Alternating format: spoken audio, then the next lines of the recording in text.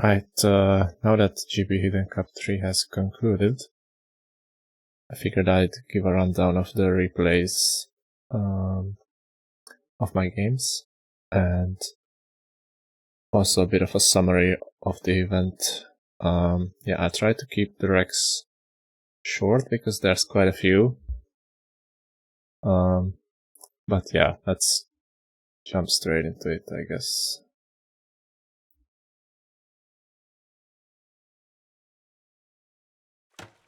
This is the round of 16. Neutral map was on Northern Isles. This is a map that I sort of figured out before the tournament. I already played it a couple of times. Also a bit in practice. I feel like this is mainly a fast castle map, considering the distance between the docks if you do go for the back dock. And without the transport already available, landings are not as strong as on the normal Northern Isles. And with a city like Italians and Dravidians, it's easy to go for like a 21 or 22 villager uptime and still go fast castle, considering the discounts you get. So yeah, that was my plan going into the game. I figured if I get some feudal aggression on me, I can defend it just fine, and we'll take it from there.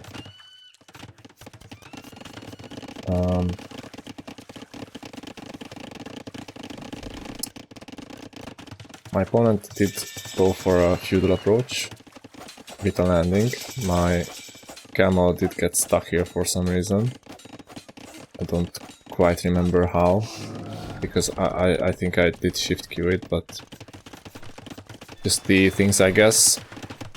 I went for 6 fishing ships, which I feel like is pretty standard, and up I go to Castle Age, but I did not get Loom before getting up. So now I'm in a bit of panic mode, because I did scout the landing. And I start stonewalling, but Palisade walls would have done the exact same purpose here. So this is an investment that doesn't quite help me. And I also won't have enough stone for TC, which I could have dropped if I wanted to. I also momentarily forgot that you cannot wall on the edge of this map. And I went for second dock forward, which was a mistake. Should have went in the back to just defend my fish boom. Because now I only have one dock in the back. Still can save most of them, but not an ideal situation. And yeah, here I go out to drop a TC, but I realize I cannot really afford it. And my opponent actually did go for an archer range on both sides of the island, which makes it really tricky to defend.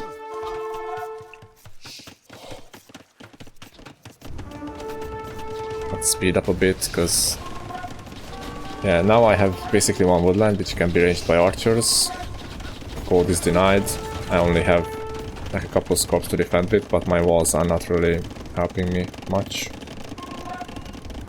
And I just keep falling behind on Navy.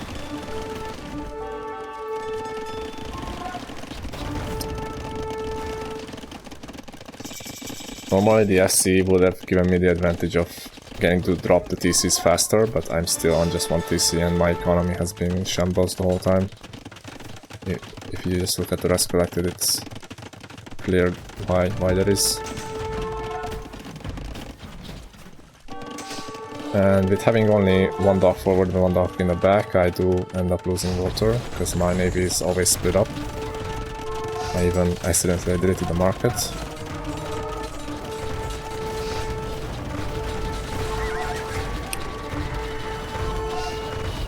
I do take a decent mango trade here, although it could have been better, I guess.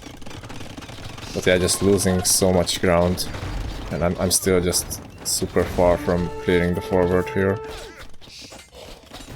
And my economy is just so much worse than my opponent's.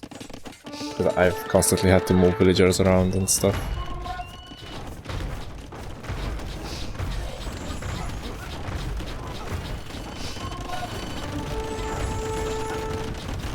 So yeah, at this point, even if I clean the forward with no losses, I'm still in a way worse position. Because I lose... I don't really have navy left, my fish is gone. It would be pretty impossible to catch back on economy at this point. Although I do have to say, I thought my opponent would add theses faster than he did. Wasn't the case, but still, I think it's a pretty bad spot. I could have played on for a bit. I thought I was in a worse position than it looked. But I feel like, yeah, it was... I was losing this game at least 95% of the time from here on out. So that's game 1 to Nokshuti. Alright, moving on to the next game, which was on triple tunnel.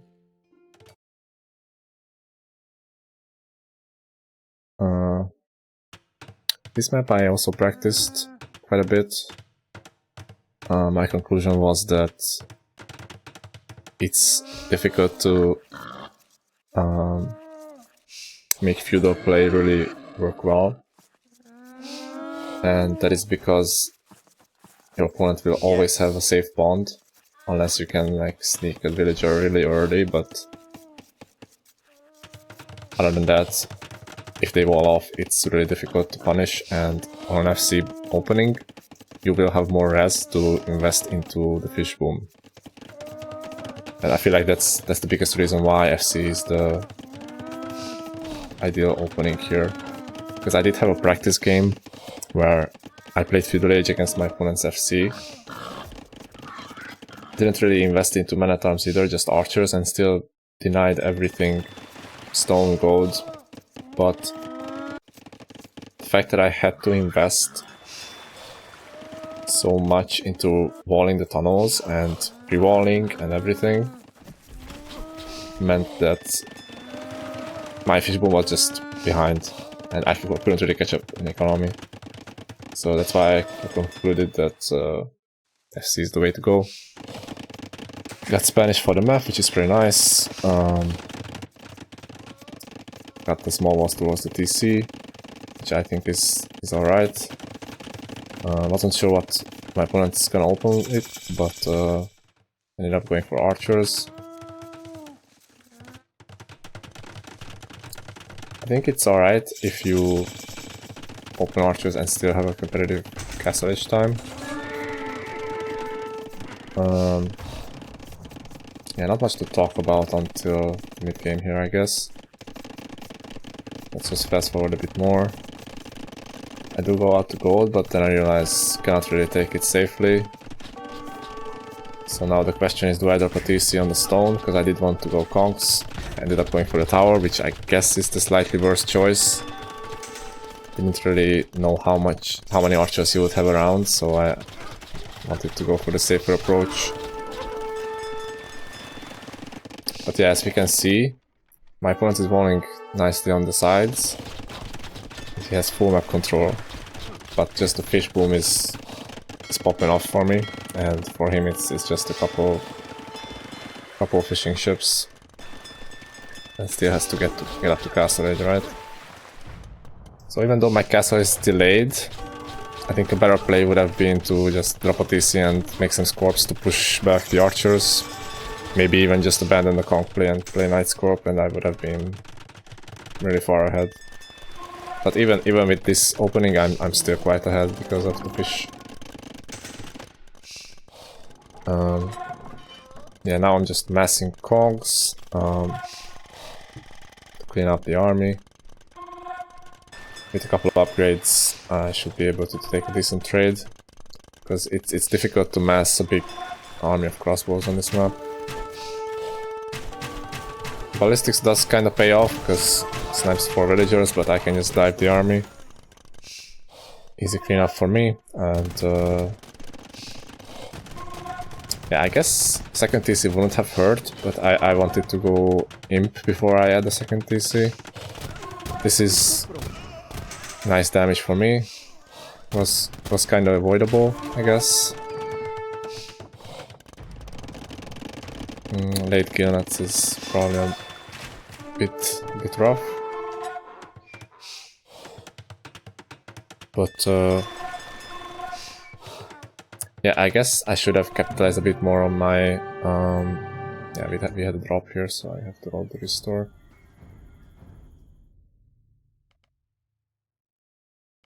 Should have capitalized a bit on my earlier castle age and just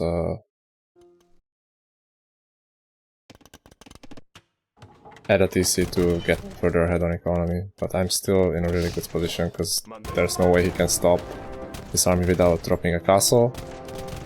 And then I just go imp and win the trap war. So yeah, that's exactly what I'm gonna do. Fish boom is non-existent for my opponent, and mine is alright. For 1 TC, this is pretty strong. I break through here. I guess this is a fight I could have taken with this many conks. I think I have like full upgrades as well. I just didn't want to lose my mass, but yeah, this was definitely a fight I could have taken. I just decided to back off. My castle in the middle is quite late, should have been up already. But yeah, opponent just now clicked, so I should have plenty of time to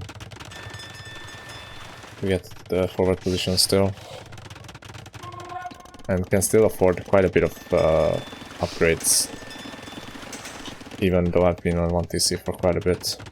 Just the power of the fish is too strong.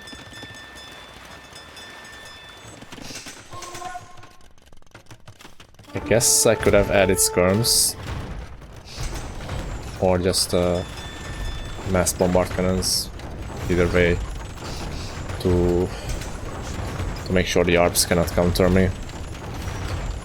Ended up going for elite conk in the end, which I guess is alright, but I am limited by the castle production a bit, because I also have to make traps.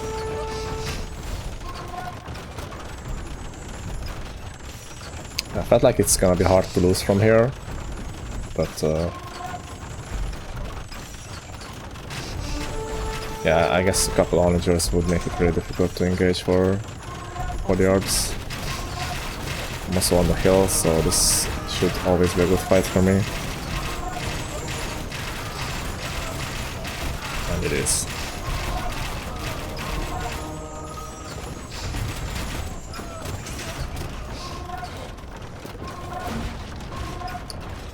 And GG is scored. Makes it 1-1. Bit of a rough second game, but I guess got the job done.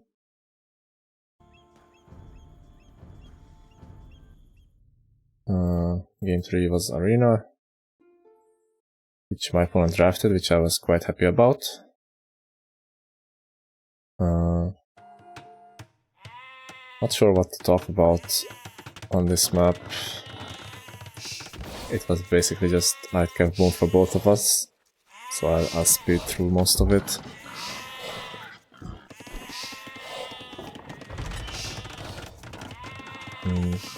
Yeah, in this matchup, my goal was to get to elite archers and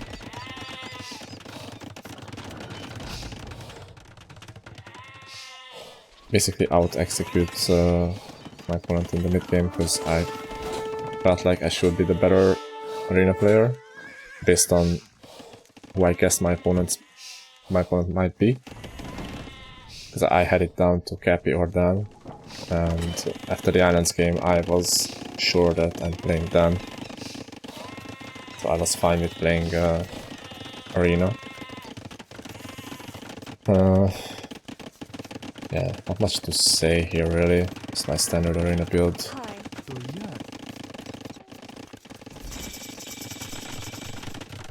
Burgundians should be favored right up until like mid-Imperial Age. Early import Burgundians is really strong. Especially if you can get more relics than the opponent.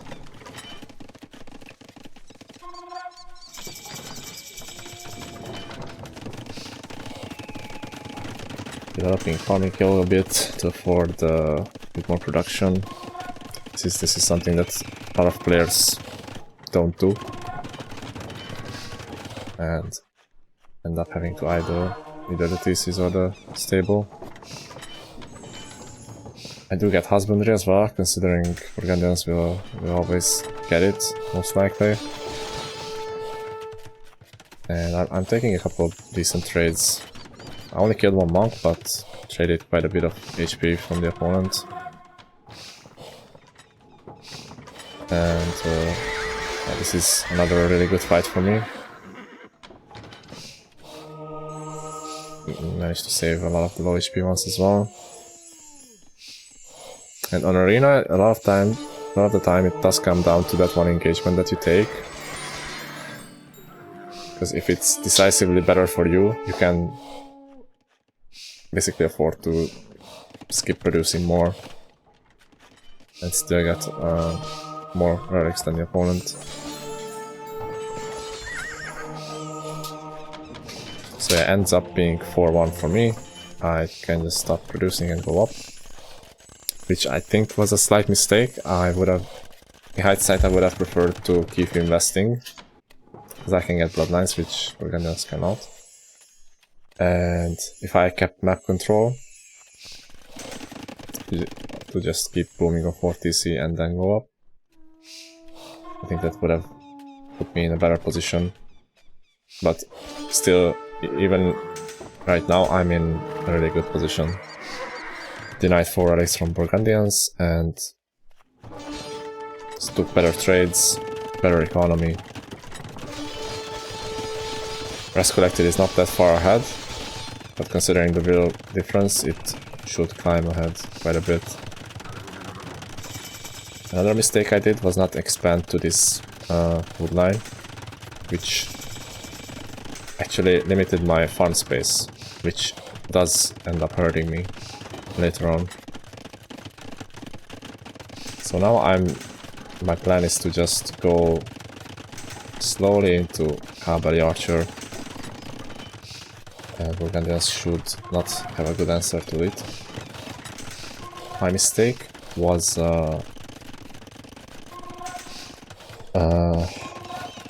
going for ally archers, which, yeah, in hindsight it's very obvious why that's a problem, because my opponent was going for archer range units, which can stall out ally archers long enough until I run out of gold. And that's exactly what ends up happening.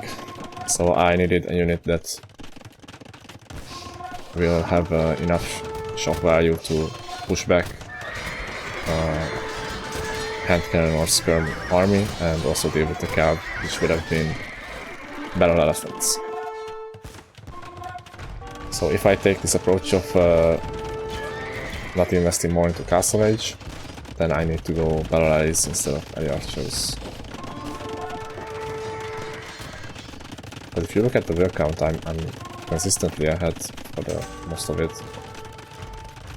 I also have most of the economy upgrades, so should have been fine for me. But it's just, I guess this goes to show how difficult it is, or I guess how easy it is to still lose to Burgundians, even if you're in a good spot.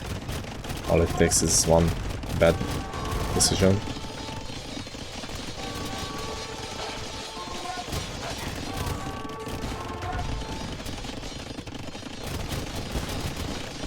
But I still don't have my big mass of ally archers, and my gold is kinda running out already, although I suppose I still have quite a bit, but It just takes time to get to this army. And even if the opponent trades poorly, if he just keeps me in the base, that's good enough. And the bombard can actually deal enough chip damage from the back to make the trades alright.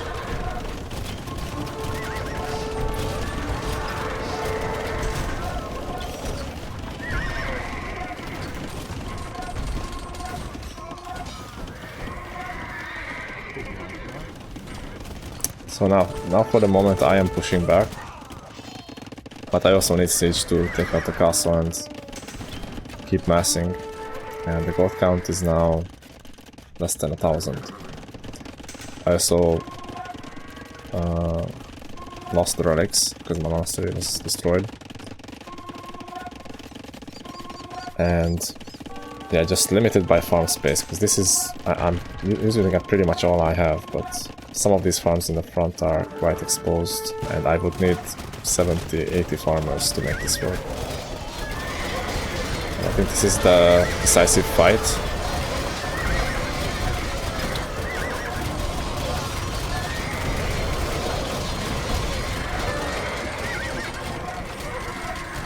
Cannot really reinforce the alley archers anymore. And I also failed to take out the castles, so from this point forward it is pretty over. I don't really have a way to push out of my base anymore.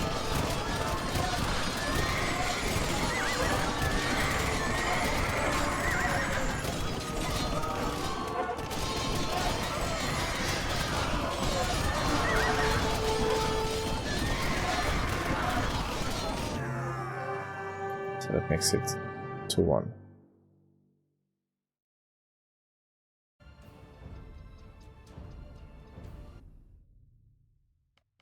Moving into game 4, which is Land Madness.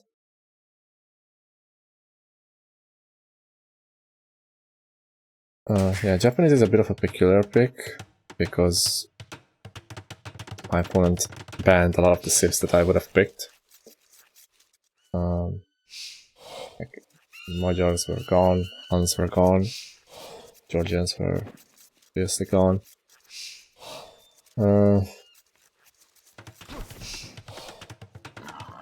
So yeah, I figured this should be a decent civ.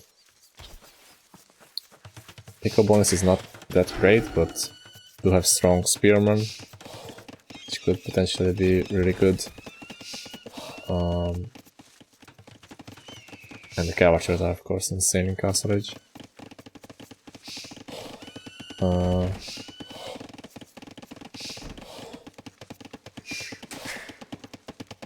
Yeah, Stavs is also a good pick, I suppose.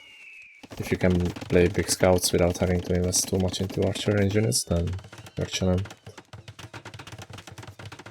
My plan this game was to push a lot of deer, ideally 6, which makes it easy to do an instant archer range follow-up before any farms. And then I would be able to force an engagement with my better spearmen. And should be alright from there. That villagers should have died, but my opponent didn't commit for some reason. Yeah, and I actually missed the fact that my opponent is also going archery range, which would have been important to know.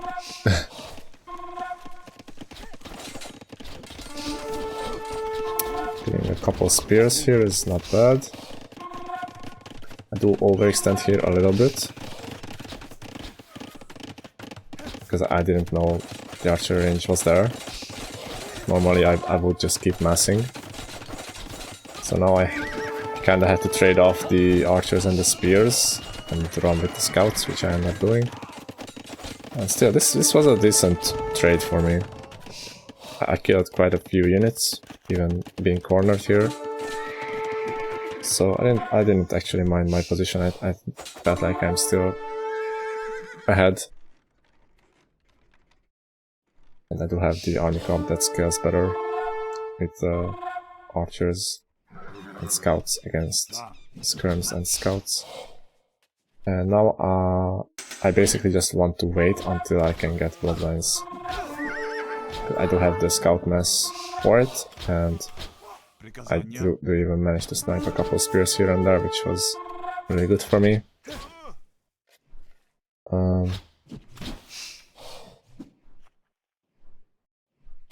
Yeah, at this point the skirms are gonna be quite tough to make work. Also the gold income is getting out of hand. Yeah, now I just need to wait for bloodlines. This actually caught me off guard because I wasn't looking. So my units were already engaging, but I could save most of my scout HP and still take a good fight. So just take out the spears with the archers, and should always be a winning fight for me. Skirms are not gonna do anything now. And with the army numbers gone, I can basically afford to keep pressuring while also going up to Castle Age shortly. Yeah, it was a relatively quick game, but felt pretty happy with how it went for the most part. Losing the first army was not ideal, but still went alright. And then we went to game 5 on Gold Rush, which was my opponent's home map, but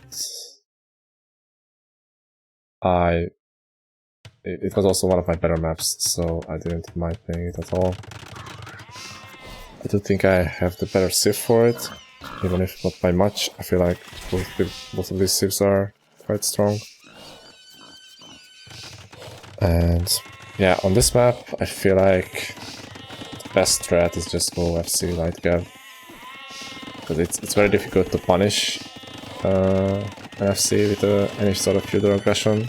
You can usually wall off and be fine, because your TC is so close to the edge.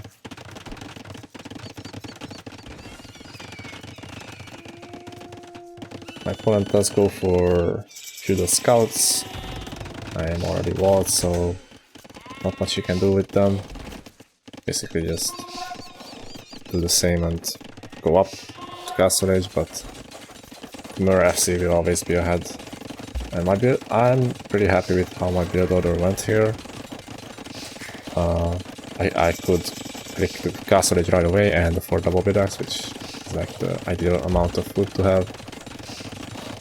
And I'm just adding a couple scouts on the way up, basically playing arena.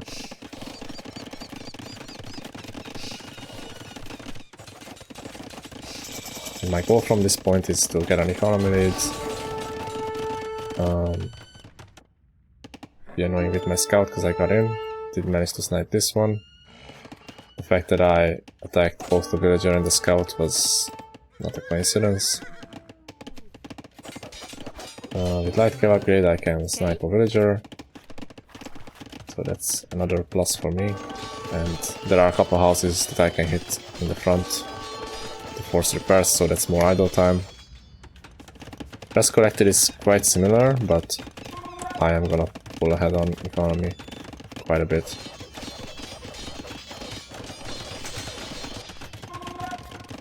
I did add some monks, which I feel like might have been a misplay, because I did lose a lot of them. I did manage to convert the scout. But yeah, the big thing here is I have an economy lead and I intend to keep it. 30C I will want to put in the middle, and I should be winning the race to English. Yeah, I do lose a couple monks quite unnecessarily.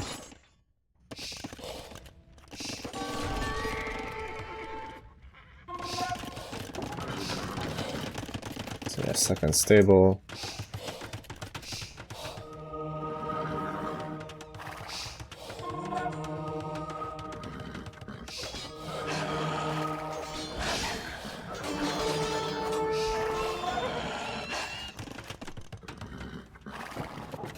PC in the middle.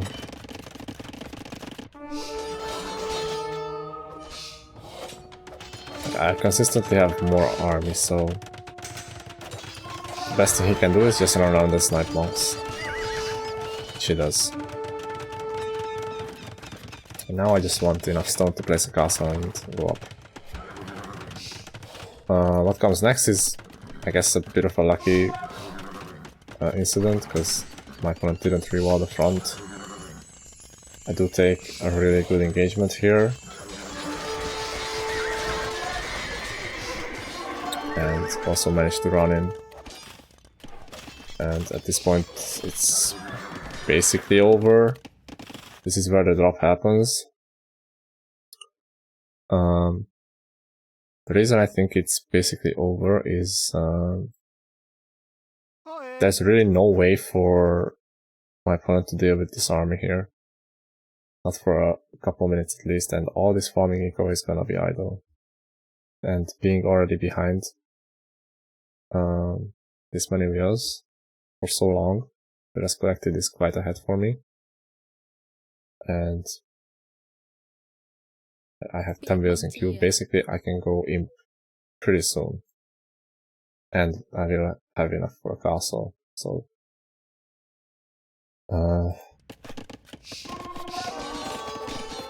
yeah, even with ideal defense, he would lose a couple wheels and have to idle a bunch of his economy. We do end up restoring it, which I talked about. But it doesn't change the trajectory of the game. And I end up taking the win. Yeah, that was a interesting set. Didn't start off very well, losing the first game with the first picked Civ. And also losing Arena, even though I was in a good spot for most of it. But managed to close out the rest of the games.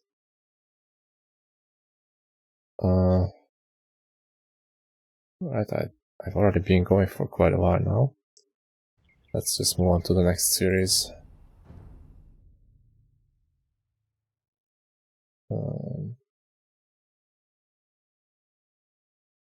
Gotta find the Rex.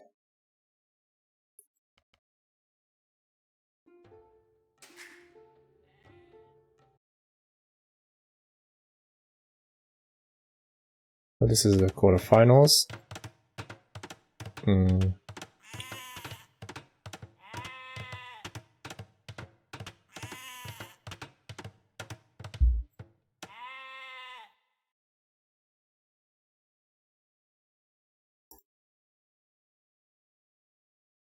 Game 1 was Arena, which I was fine with, obviously. Seeing Teutons here, I did expect a rush. It's a lot of players would pick Teutons just to rush, and would not surprise me. And the thing I distinctly remember, I even saw the squad drop. So I knew what was going to happen, and I still completely botched the response.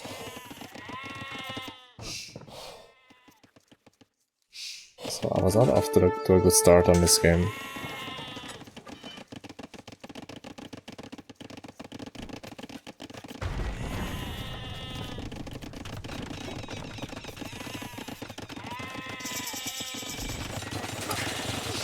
I did go up the feudal right after I saw what's coming, but I didn't get loom, so couldn't really afford to do any of this without loom, and I lose, I think, 2 wheels right away. Yep. And I can't stop him from getting in anyway, so this was just the worst of both worlds in the end. Lost the scout for free. And this line of defense is what I should have gone for right away. Because it takes a while to break these buildings down. And if I just use a couple stone wall pieces for the rest, I'm completely fine. But now being 2 ways down against the Thrush, that's never good. Thankfully, yeah, I have cheaper villagers. But yeah, it's gonna be rough from this position always. If you lose 1 wheel to a Thrush, that's kinda okay. But 2 is too many. Also have to replace the market. And I don't think I killed any of the opponent's villagers.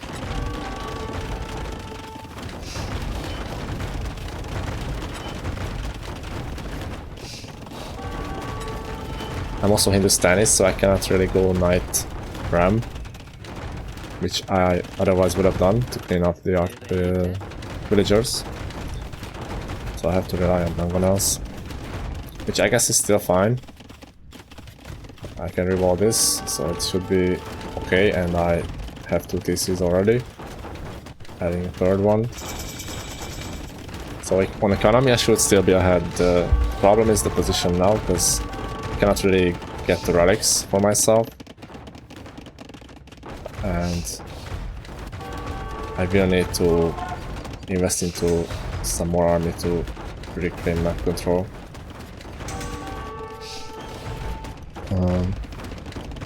Yeah, losing my mangonels was also a disaster. I shouldn't even be taking these trades, to be honest.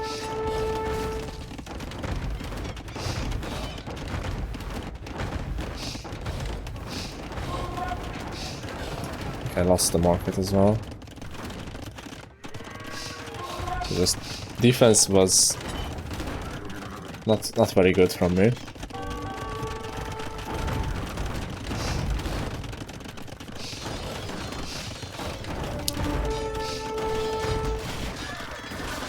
I guess the economy is still better for me. So yeah, the position would have been really rough if my opponent decided to add monks, but he didn't. Only just now adds a monastery, which is definitely a mistake. So I managed to push out with some light cav and camels, adding a couple cav archers to deal with the pikes. And should just be raised to imp, which I do delay quite a bit by not developing my farming co better.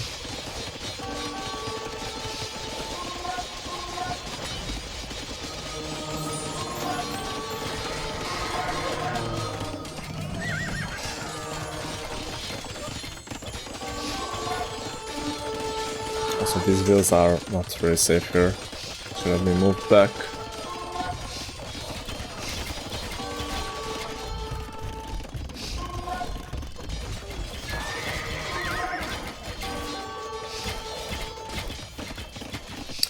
And these walls were really annoying. I did send a couple alley rams to clean it up, but it just takes so long. I also lost the first one that I sent out. Couldn't afford to replace it for a while. And I should have been up already. But I'm just floating so much wood.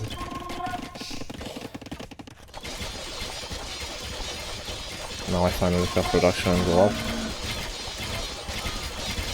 I don't want to stick with the CA, but they are a good unit to give me the middle. Allows me to get the relics that my opponent didn't get.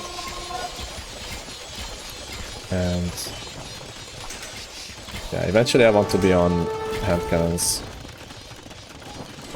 with either camels or hussar.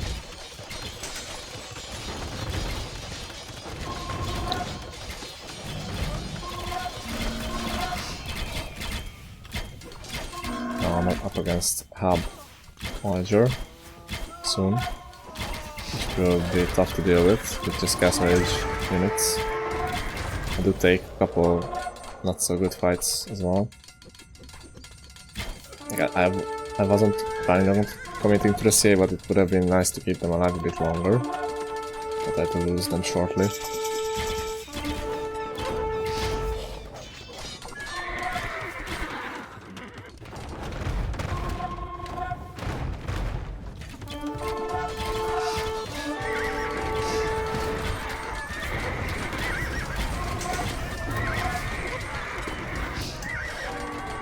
Yeah, now I have no army whatsoever. And I gotta wait for chemistry to complete so I can mass the HC.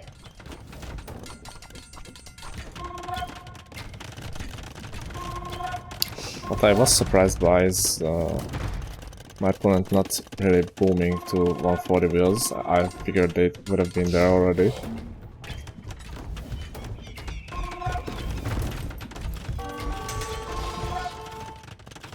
Yeah, now again, one of the bigger issues for me is lack of map control. So I will need gold to produce my army. And pushing Teutons back if they get correlations is quite tough. So I knew that I need both bombards and traps.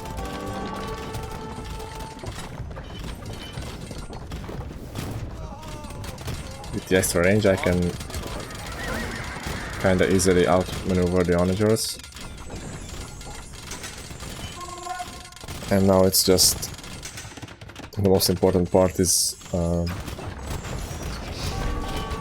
taking the middle back a bit more. Here I lose a lot of bombards to just halves, which was very poor. This is completely avoidable.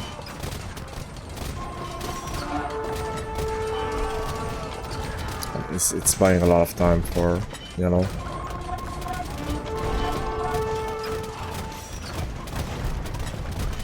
I was sort of expecting the surprise paladin switch, but I just didn't have the resources to go for a lot of camels yet.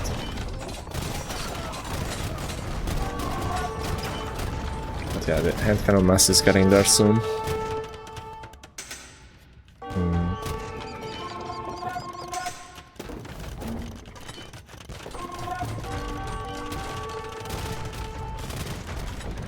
I did need a castle like here already to slowly secure the front of my base.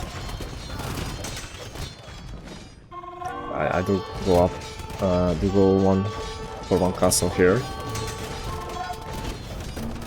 but it's a bit too late and I have to move all my army back.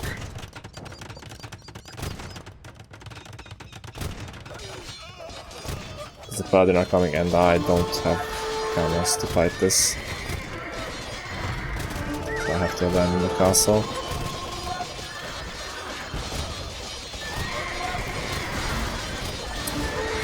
I didn't quite have enough pala to clean up my siege as well, so I can replenish my hand cannon numbers with the use of the market a little bit.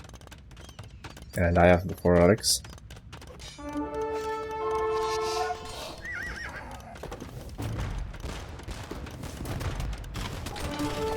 So now my opponent starts to be on a timer, actually, despite him having more access to gold. Because my army comp is just better with 9-8 hand cannons and Hussar. I can snipe the siege easier. My cavalry units get husbandry. And what he would need is a big push with siege and paladin to encircle my hand cannons, but as time goes on, it's gonna be less and less likely that he can do that with Teuton Paladin. So even with just relic income, I can keep replenishing hand cannon numbers. And the Hussar are free. It's just food, so... I do end up taking this gold, sneakily, which was good for me.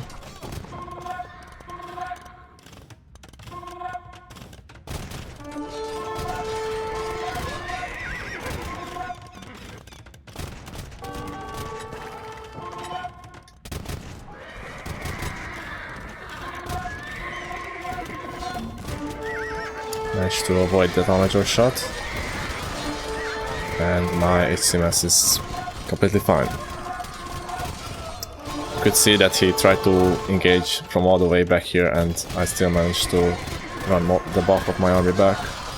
And now in a choke point you just cannot really do anything.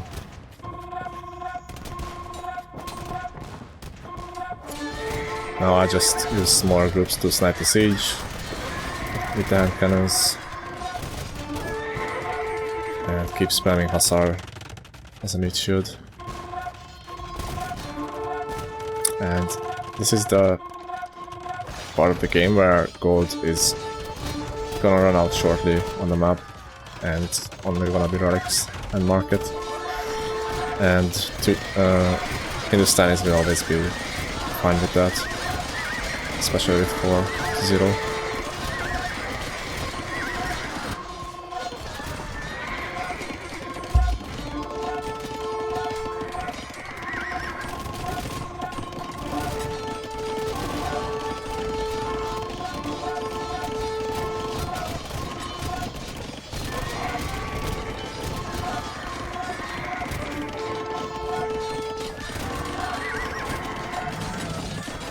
Camels are not really contributing anything, really. The hand cannons can take care of the paladin and the halbs.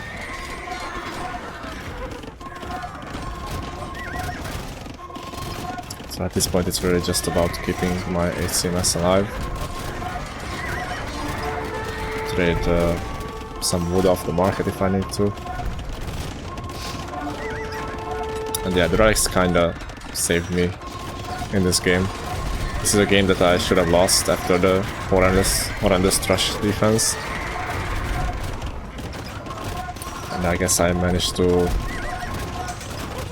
claim the victory with having more experience on the map.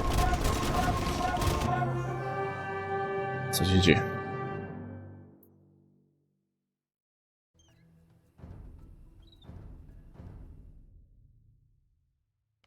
Going into game 2.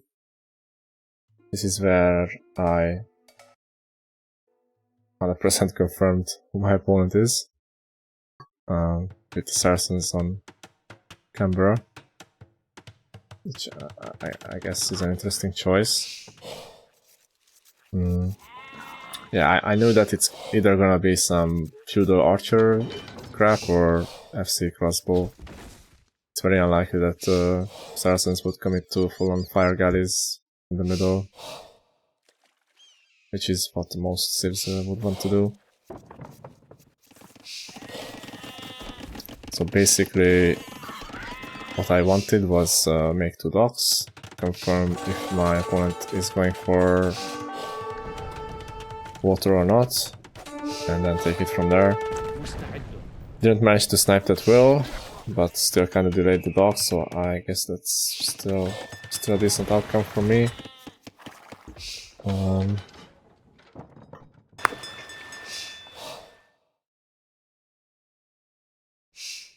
Yeah, to go up on 19 wheels.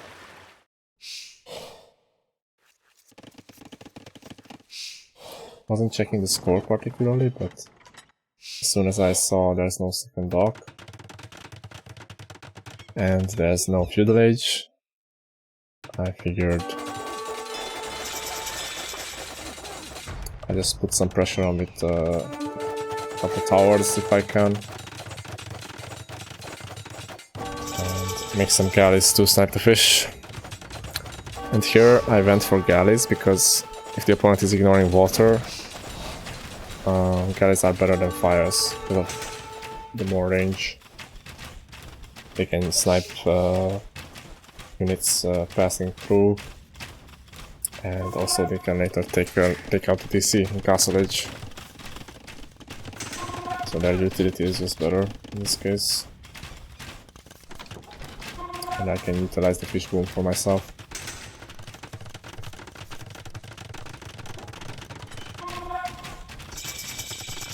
So yeah, now I know crossbows are coming. Just want to make sure that my base is secure with some house walls and stone walls. I'm still quite a ways away from Castle Edge, so I need a second tower here, but with the fish boom my economy should be significantly ahead. And then I can use my timing to either go for a faster imp or just out boom. And with Armenians I prefer the first approach, but really there's it's not that important which one you go for if you're so far ahead on economy. He does add the second TC earlier, but the thing is, on Canberra the fish is so effective and it stays effective for so long, unlike on most other water maps, that you don't really have to invest into more docks to keep the fish boom effective. You just keep them here and they're chilling.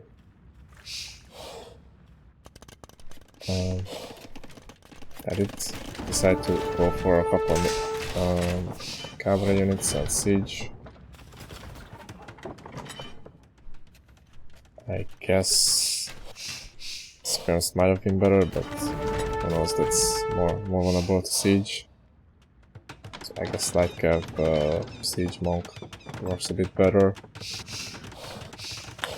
And yeah, I'm basically utilizing the fish boom to go for a faster imp. Taking my control with cavalry.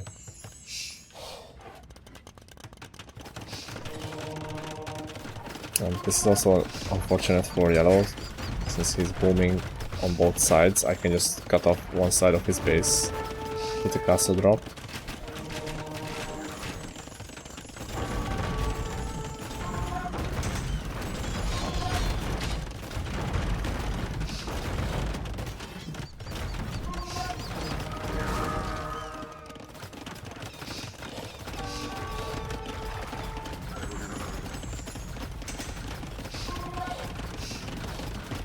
And yeah, with +2 I should always win this fight, even though I don't take the best engagement, but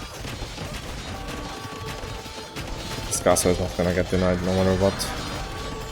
And yeah, the war guys are taking out the TC, it has to be constantly repaired, so that's a lot of resources spent on that too. And yeah, now I'm just gonna switch to range units and trap everything. Also, the cavalry can still be really annoying with raids. So a couple more villager snipes here. That's exposed economy on the outside. And yeah, GG.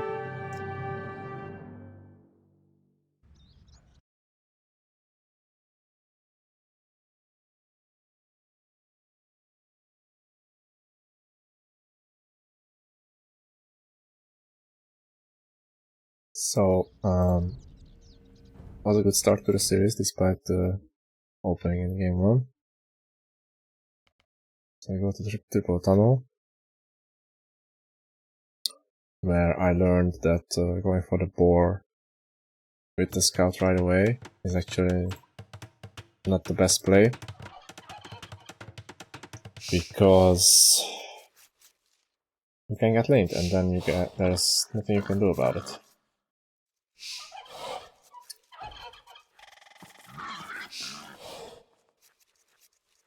Unfortunately I left these turkeys here, but yeah, against Britons especially losing 5 turkeys was quite hurtful, and now my scout is weak, so I cannot really stop it.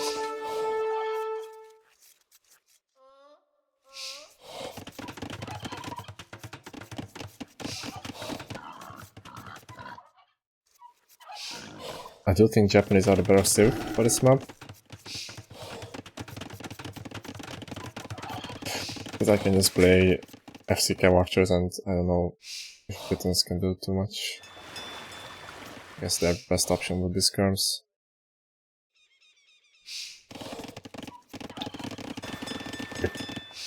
But yeah, I sort of deviated from my plan later on.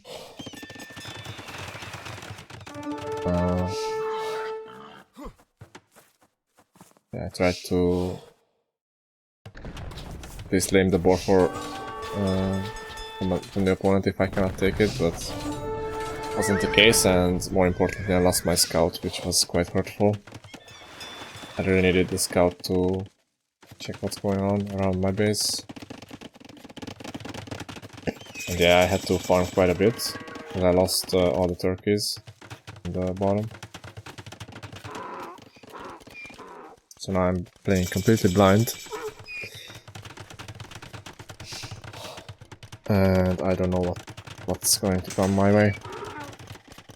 Most likely crossbow, but could be sneak ranges in the back.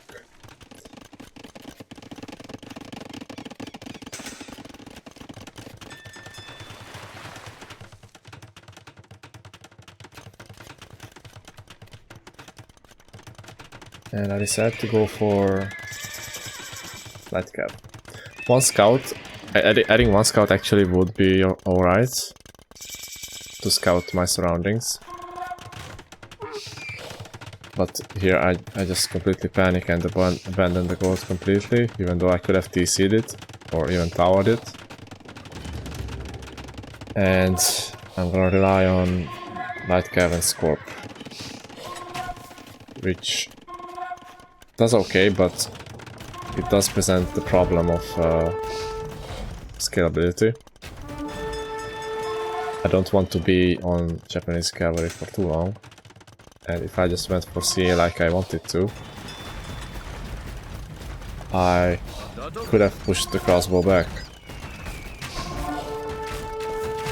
It would have required smaller investment because they cost wood instead of food. They have the bonus damage against crossbow, and yeah, now I'm just in the trap of having to keep investing into more cav, which I don't want.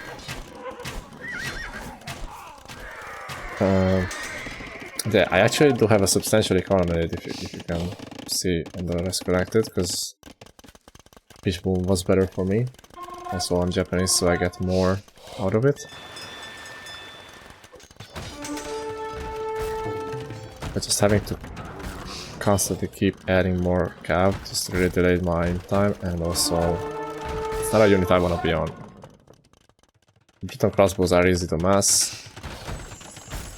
The cavalry for me is not. And just looking at the KD, I haven't been taking really great trades at all.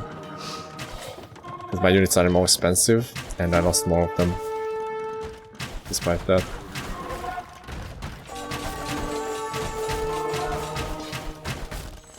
I go imp, but it doesn't really give me anything. I also still didn't TC my gold, which I should have done ages ago. So now, positionally, I'm in a really bad spot because I don't have an army that I can upgrade really. And I have no gold access at all. And this army just keeps doing more and more damage.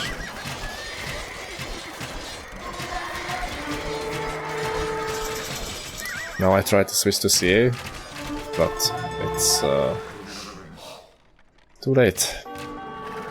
Now I won't have time to get a good mass, and I also don't have any access to the golds in the middle.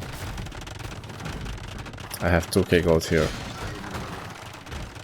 which this castle also doesn't protect against Briton ARPs, so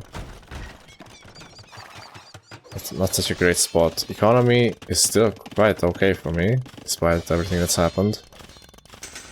Maybe if I went scrums here I would have had a chance. I figured my opponent will be much further ahead in economy, but wasn't the case.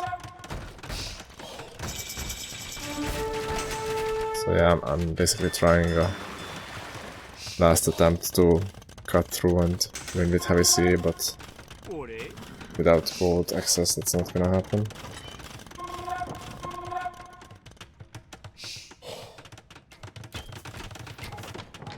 And also the Oranges will be sniped by Briton ARPs if they get spotted.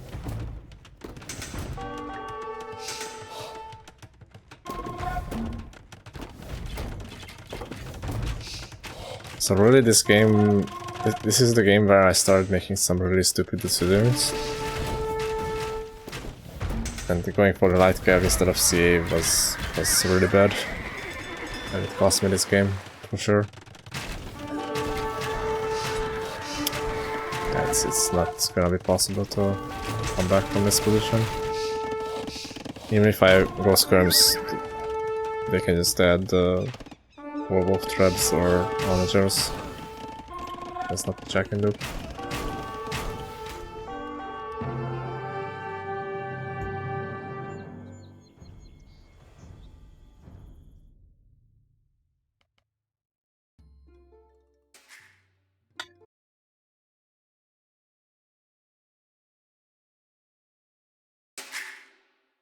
And we go to Gold Rush, where I also learned a couple of things.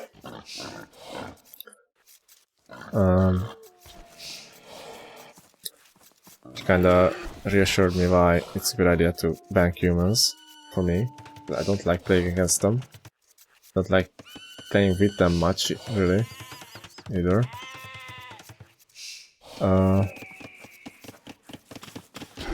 And if you get a semi-defendable map on Gold Rush with humans, I feel like it's kinda unstoppable. Because you have a very narrow window to push if you're going FC. You're not gonna outboom humans, so the best option is usually to go for a big push. But if you wanna go FC, you kinda have to wall, otherwise human player will scout everything you're doing.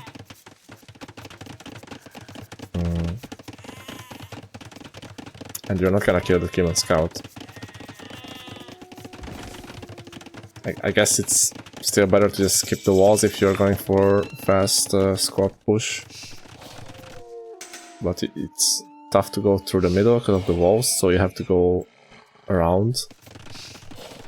But then there's really only two angles that the opponent can get pushed from. So it's easy to get spotted.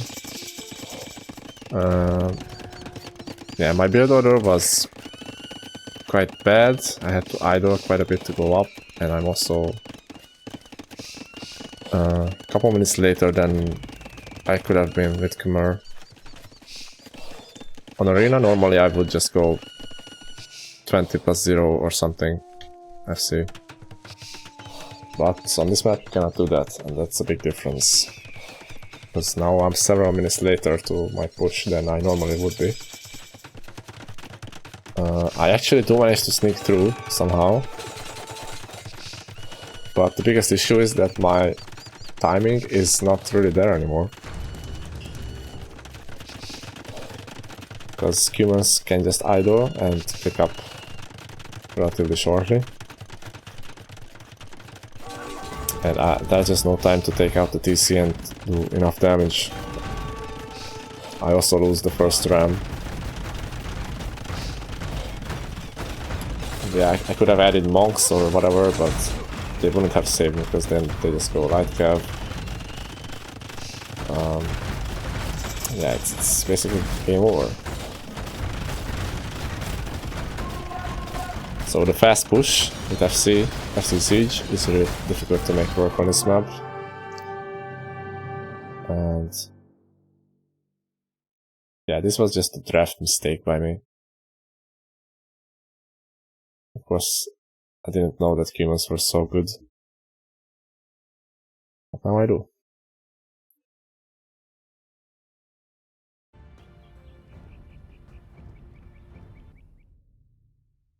So then we go to game 5, where I also learned a couple of things. This series was very very good when it came to learning the maps, I guess. Yeah, I felt like the meal boost with Gurjaras on this map is OP. I went through a lot of phases with this map. At first I figured I'll go FC unique unit with some busted unit. And then I figured it's better to go FC archers and deny the gold in the middle. And then I switched to Gurjaras, where I would go FC light cav or archers depending on my opponent's opening, and take it from there and rely on the double mill early to generate me additional food. Namaste. Yeah, this villager didn't find any sheep, which was unfortunate because the enemy horse was going this way. Yeah, it's something that has worked well for me in practice, but yeah, sending the villager to scout, I don't think it's worth it. And yeah, I was behind in Rest Collected a bit because of that, even though I should have been ahead as good jars. So not a great start, and my reloader was also a bit scuffed. My opponent did stop me from taking one of the boards, which was annoying and delayed my uptime.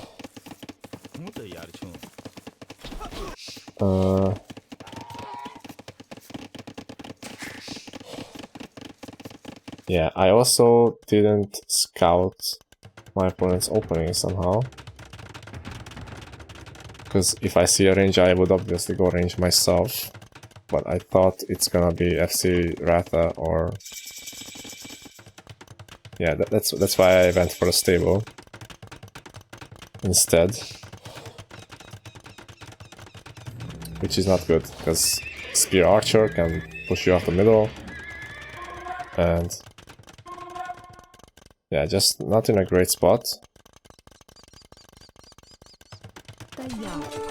So now I see the Spear Archer, I rush up the tower, but... it's not great because I still lose, I think, 2 wills. Yeah, 2 wills, and I'm against Bengalis, so that's actually 4 more down, plus idle time on the TC.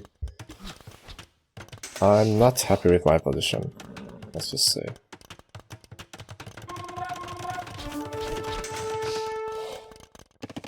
Food economy is not that great. The mills are helping, but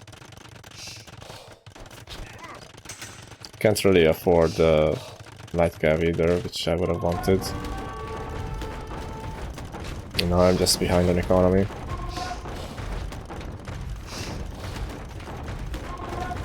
My best bet now is to make this siege push work. And I also didn't wall my base, which was bad. So I'm hoping that this siege push goes well and I can push the guys off the middle, and then I should be in a good spot.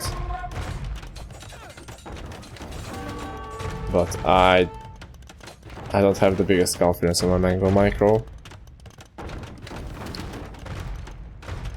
But yeah, here's the thing. My opponent actually, I don't know if it was complacency or what, but second TC was a big mistake.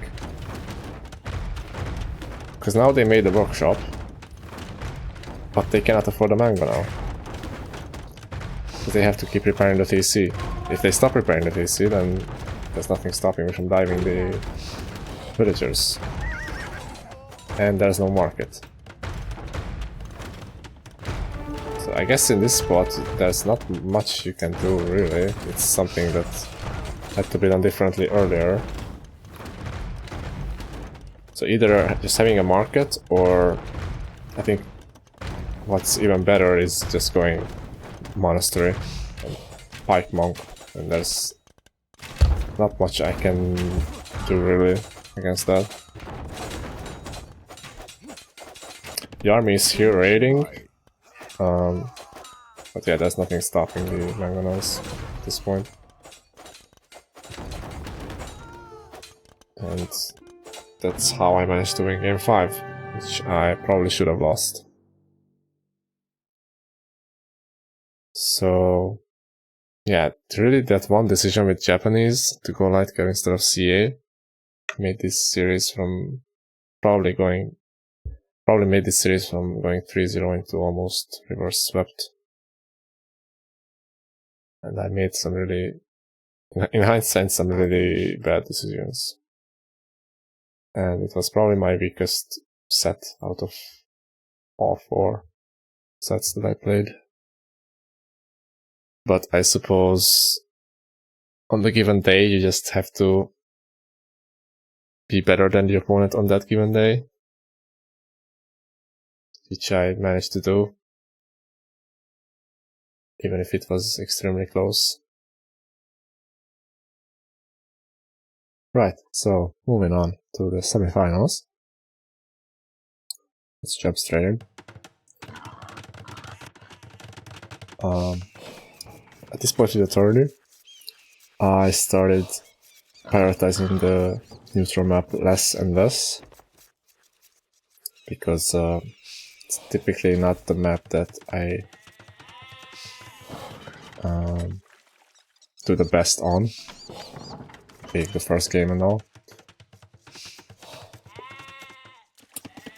And this was still before I figured out the approach that I figured out a bit later for the final, for this map. But still, I think this approach was fine. Going up ASAP with, I think 18 wheels and 2 fishing ships.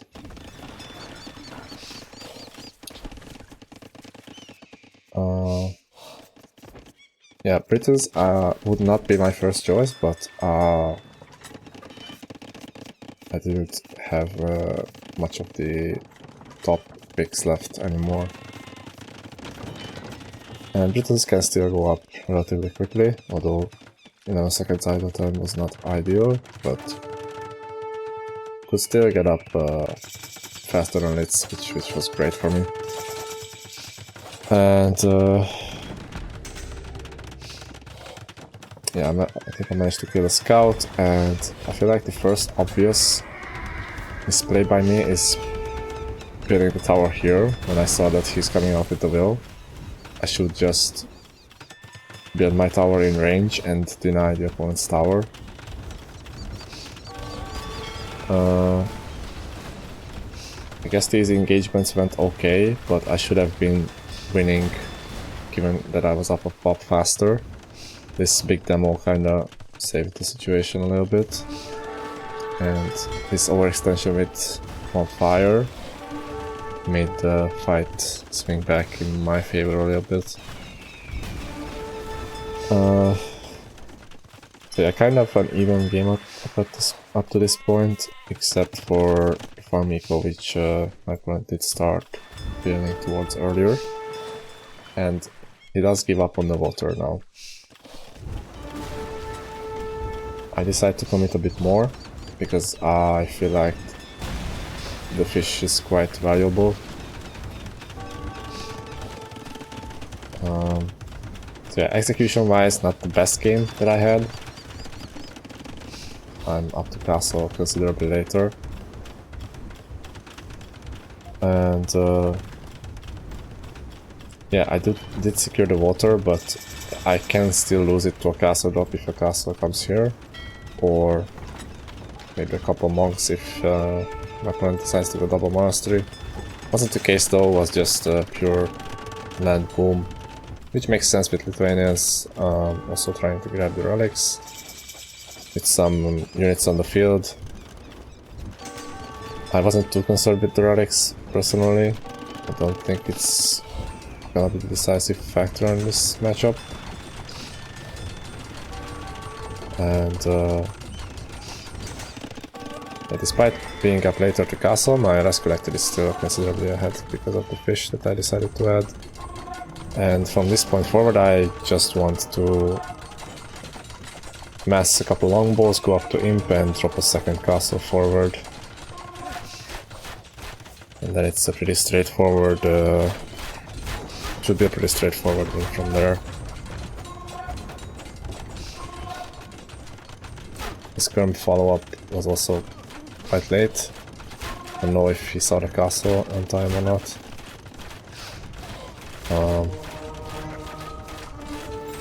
But yeah, it would have been rough regardless because of the fish. If he managed to deny the fish, then I think he's in a better spot.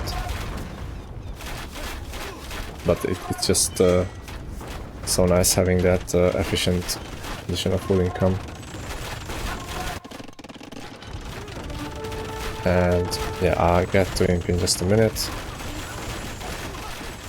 Even putting quite a bit of pressure with Manganas is a nice boost for me, even though it's not needed, but it just delays the opponent from getting him a bit further, and GG squad. So a bit of a shaky first game, but managed to get there in the end. Canberra was not my favorite map to play, because it tends to go several different ways and it can be hard to predict. But yeah, first game was alright. Going into game number 2, which was Gold Rush. And yeah, here I went with humans for the reasons I stated previously. I think if you get a semi-defendable map, then the feudal boom is unstoppable. And then of course I got the worst map of all time. I mean, I suppose I could have TC'd here. I probably could have bought myself a bit more time. Like, I basically needed to secure the one of the golds for myself somehow. And that would have been fine. But yeah, this map was a lot more difficult to defend, considering both the golds are so forward. Yeah, even if I TC here, the Mangonas can just range my TC from over the forest.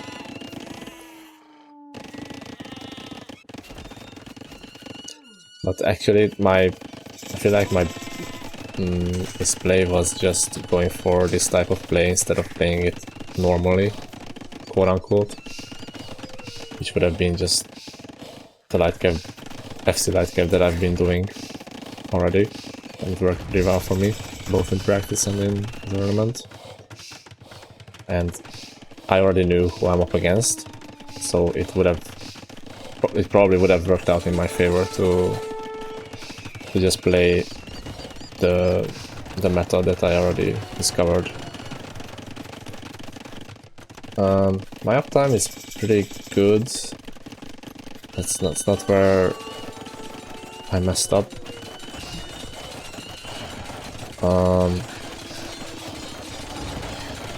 Going for this double palisade was kind of pointless because he's just gonna break in anyway.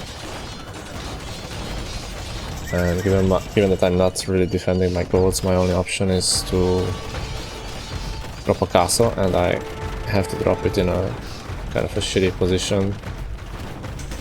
I guess I could have rushed it up on one of the golds, which would have been potentially a lot more costly.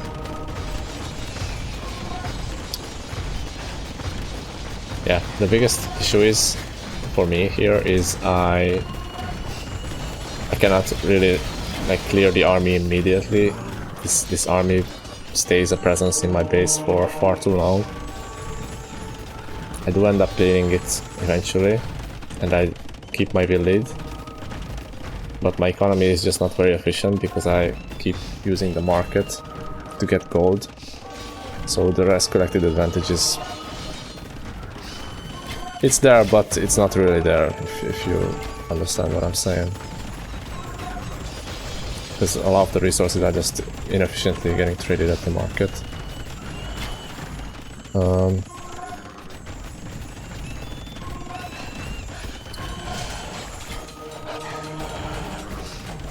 Yeah, I think that's gonna be the engagement for me soon.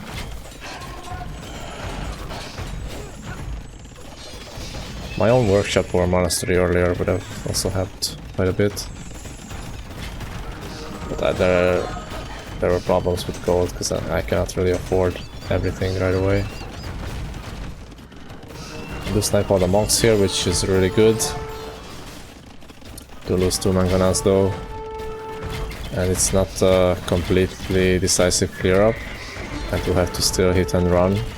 And getting my golds walled in was actually turned out to be a big deal. Because it delayed me another minute or so from taking them. Which meant that my Imperial Age will be delayed. And like at this position, if I'm able to take my gold, I can just go up to him. Despite him having the middle, if I can get a 2-minute lead there. and I think I'm still good to go. Not that won't be the case. I had to rely on selling some food and stone, I think. The camera just counter my keep checks, but keep checks are not a unit I want to stay on anyway. So that's not the biggest concern for me. The biggest concern is the timing, because we click up at the same time and he has the hill with the castle.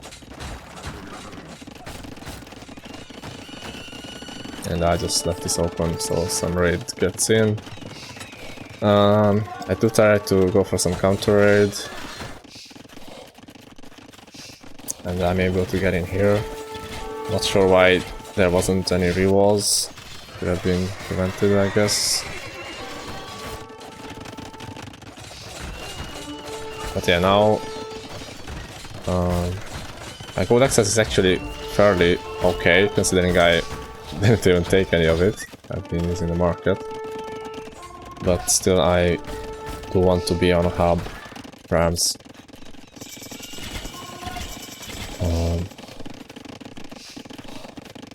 And yeah, make a bigger push. I don't know if this castle helps me too much, to be honest. But I don't know where else I make it. Maybe I should have just stayed on one castle and invest more into siege rams or something, because I don't think I even got capped rams. And get a bigger mass of halberdiers. Because now I am on a timer for sure. Can't really allow Herbus to get to more army. Because right now it's only still 10 camel archers, because you do have to prioritize traps in this situation, which is okay for me. I also engaged too early here. I think maybe I kill one trap, but I end up losing my own traps, which is bad. I feel like this was still winnable if I don't lose my traps here and lose a big chunk of my helps. But just by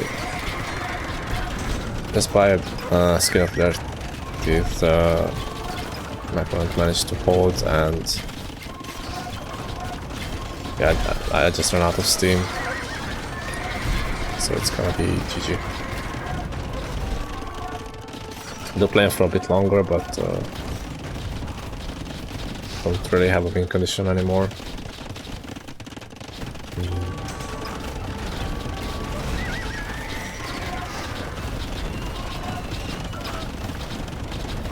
And now my goals are being denied again.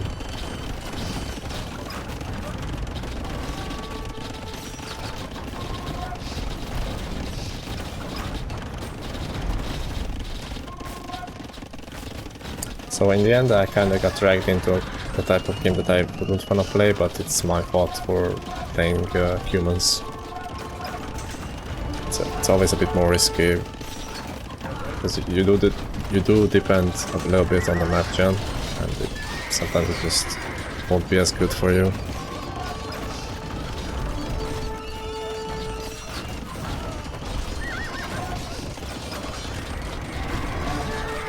I'm not really sure how much longer this goes on, but I think I just load the next replay because there's not much else to add from my side, really. And then we went to Arena, which I chose as one of my home maps and the map for this third game. I feel like this matchup is alright. Economically, Bengali should be a little bit ahead because of the extra wheels, but I do have really good sip for light cav boom. Farming eco is pretty sweet, and I think half Scorp should win in late game, or even Ballista at least. Because the Scorps or the Ballistas will just kill the mid shield a lot faster than and the archer as well. I decided to go for a different approach for a couple of reasons. One of them is I knew who I'm up against, and I figured Tower Rush will give me a bit more control of the flow of the game. I wasn't sure what to expect opening-wise from him, and my map was quite wide open. If I get castle dropped, it's a bit tough to deal with, because Devotion Rat are quite strong. And yeah, considering how open my map was, I figured it has to be the same for them as well. And in truth, it was. But I didn't really utilize it properly. Because I let this tower die, which I shouldn't have, and I should have been trying to break in at the side to get in. I just get a bit more complacent, and another big issue for me was the economy management. I was late to food. I actually put too many on wood early, because with Khmer you can skip the barracks, so you don't need 9 on wood, you only need 7. And the economy mismanagement just completely messed my timings up.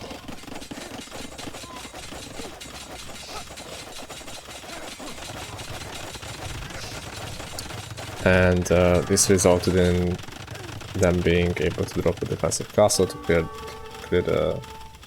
some of the towers and reclaim the gold, and then get access to a unit that is really useful for grabbing some map control, which resulted in me having to get crossbows, which normally I would be able to skip in this situation against a lot of civs. Yeah, that delayed my aim time quite significantly. I also sent my trash wheels home when I should have just kept them here, so now I have to send wheels forward. It's just a bunch of idle time for no reason. And yeah, my opponent does recognize soon that it's race to imp. And yeah, I'm just still not up, which is really bad. Should be up already.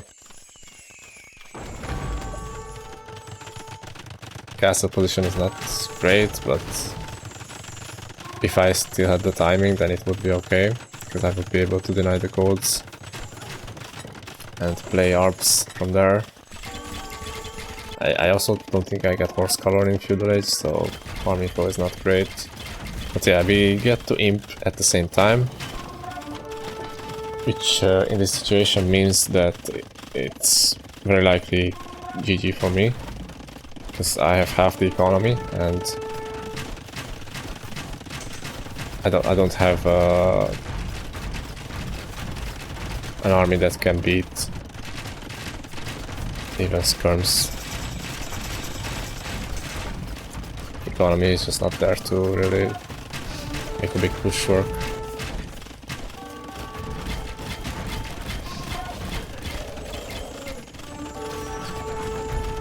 So really I lost this game due to several reasons. And once again I concluded I should have just played light cav boom, because that's something I should be better at. And in most cases it would be fine for me, and I can dictate the game a bit easier.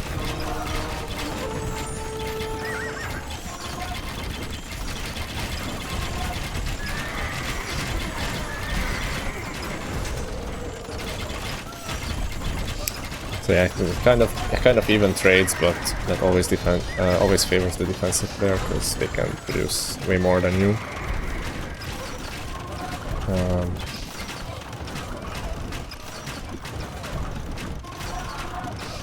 Yeah, not much else to add for this game, I think. GG.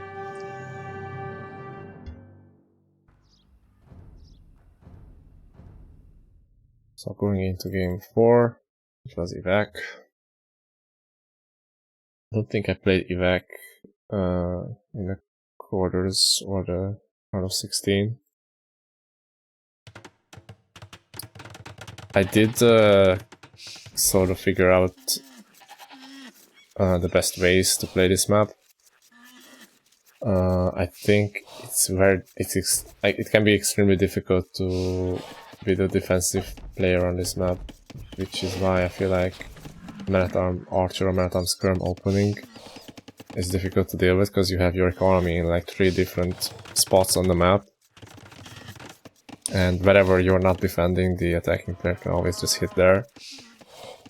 And maybe even more importantly, the attacking player is gonna be completely safe at home and will be able to wall up their base, typically towards the water. And yeah, there won't be too many angles you can counterattack. So that was my plan going into the game. Dark Age was a little bit scuffed because I didn't have my dog up on time, so I had a bit of idle time there and didn't really manage to utilize my early fish with the evidence that you normally would. Yeah, and I think the barracks was spotted, but I don't think Man-at-Arm opening with evidence is a huge surprise. And even if you do scout what's coming, it's quite difficult to defend it. Because there's the wood line here, the gold here, and the wood line here.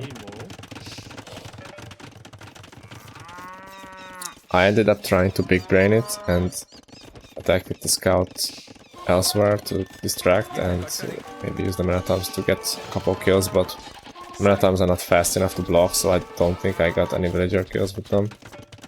With the scout here I would have been able to get at least 2, I feel like.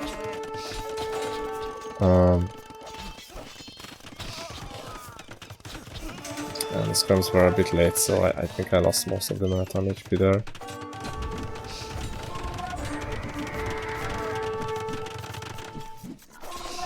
Did get 1 villager there, so that was nice. And my plan was to go double dock while I wall up, which I should have done earlier. Got cleaned up here because of the surprise scout follow-up. And I am winning the water, but my next priority is to be safe at home, so I just mass spear skirm at home. But to my surprise, I continuously had the problem of not having enough army where I need it. Because I had my archery range here, right? And I knew that I was continuously producing units, but they were just never in the right spot. Like here.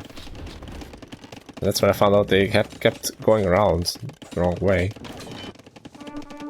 And yeah, I kept taking suboptimal trades because of that, and kept getting raided in spots that I didn't want. So the control of the game was slipping from me quite a bit. Lost a couple of builds on the mainland as well, or the island, I guess. This is the island. So eco kill is not bad, but keep in mind most of my eco kills are fish, and you would much rather lose fish than villagers.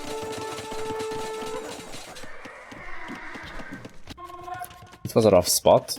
I finally managed to wall the front. This TC was not great. I'm not on any food or any gold or stone. Should have just moved a bit further in. What I do have is the fish, because I did clean up the dock and the enemy fish, so I can add a couple more myself, which I believe is what kept me in the game.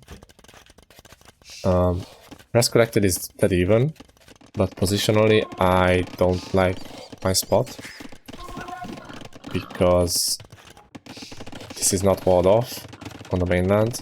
I have to keep chasing CA around here, and siege pressure that comes on my first TC, and I do not yet have enough for a castle. And yeah, it's gonna be rough because I don't get knights to dive the mangoes.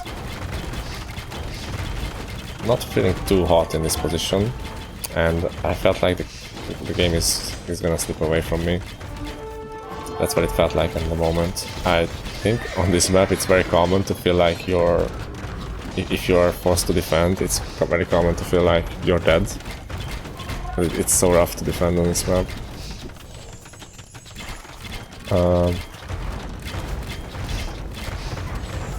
Yeah, there's not much useful army that can really deal with mangonels from my perspective.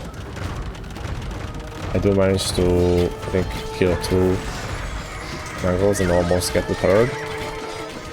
And with a couple converts, I managed to just barely hold. Meanwhile, I'm getting ready with this army here. This castle was a bit too forward.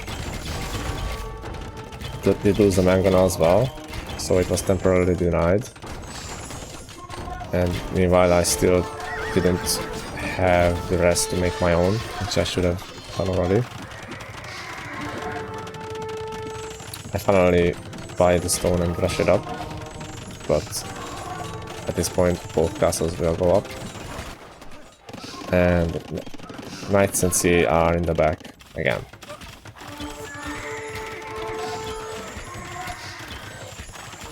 I do have the siege workshop right here though, for some allies, which will help me take out the castle.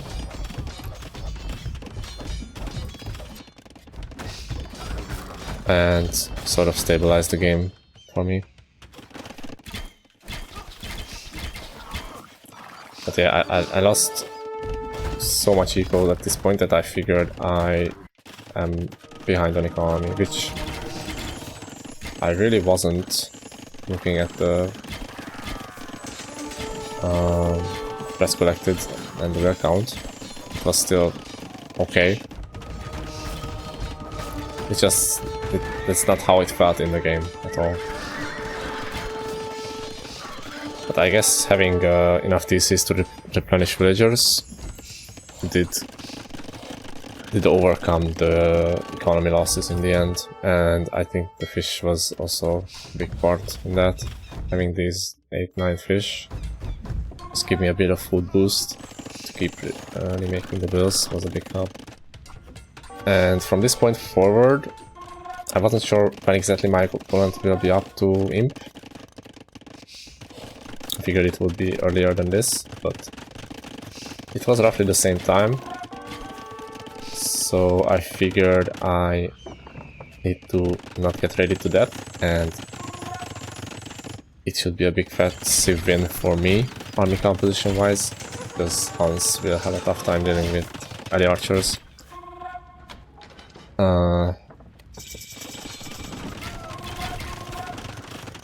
So yeah, scrambling for defense now. I do have enough resources to work with, so even if I have to go a bit further back, it would be alright.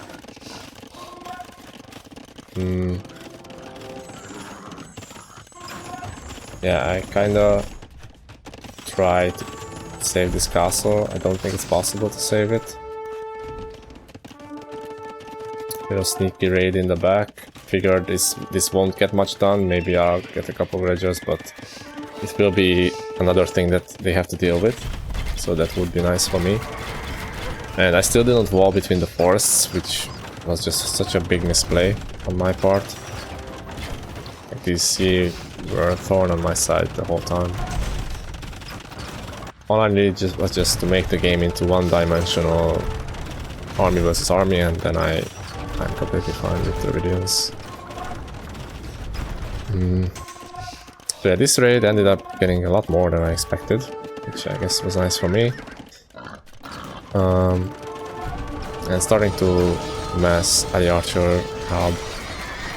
I was lacking production buildings for quite some time, which made it dicey.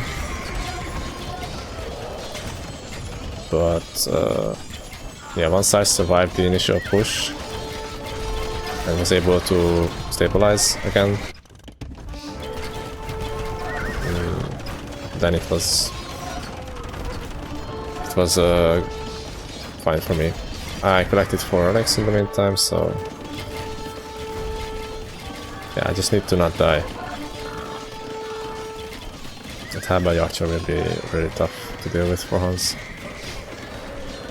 So yeah, I lost a lot of wills this game, but I managed to replenish them, and the momentum didn't get big enough for Hans to win the game. this point the CA are not really useful anymore. And slowly I make my pushback. So an extremely messy game. And when I thought I was sure that I'm gonna lose, which would have put me 3-1 down and likely would lose the series.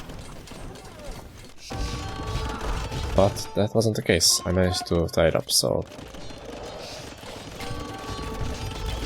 now the 2-2. I still only had one home map left, but I felt okay. I felt good about my chances now.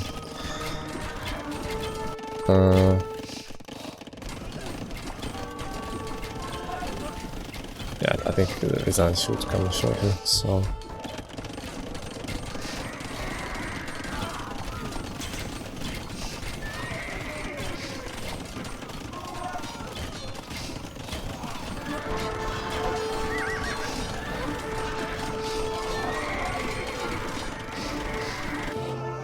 The unit's pathing the wrong way around really tilted me, and it actually affected the game.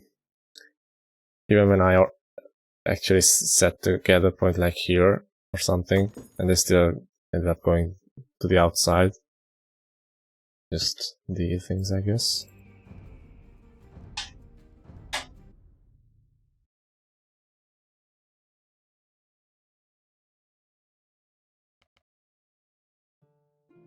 So then we go to game 5 on Frigid Lake, which I started to kind of figure out. At the beginning of the tourney, I didn't really know what would be the best approach for this map. And by the finals, I actually figured it out. But here it was still... I figured I just need a civ that can get up at 18 villagers with like 2 fishing ships. And if I can get an advantage in uptime, then I should be winning the game.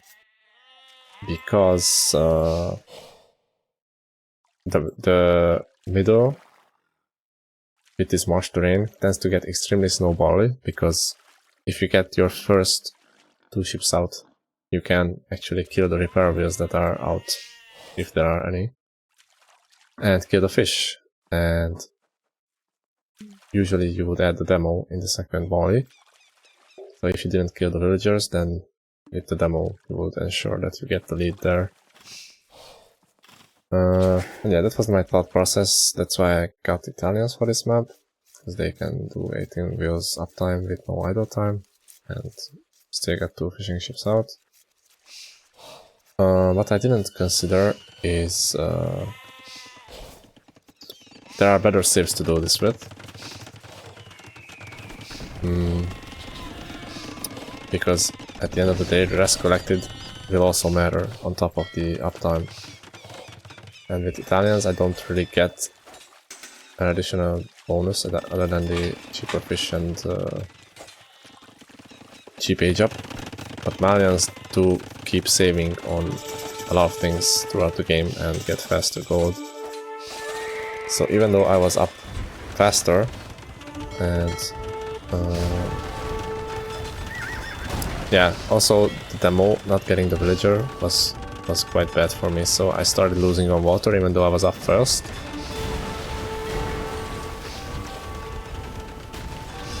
And my opponent made the archer switch quite early due to getting momentum on water, and I failed to wall them out. Even if I did wall them out, I feel like that would be quite a bad spot, but since they got him with scouts and archers and I have nothing of food, it's gonna be game over. So yes, theory was good, but I feel like I didn't get enough of an advantage with Italians here, and I should have used a better civ. And I feel like Malians are a bit better than Italians on this map. Also, the opponent getting a good demo on me, and me not getting a good demo on them, also kinda influenced the game a bit more than it seems. at first look. Because getting that momentum on water allows you to switch into archers or double down on the water even. But whichever choice you make, you should be ahead regardless. So yeah, it was a quick game. Match point for my opponent. 2 games to go with Land Madness and Triple Tunnel.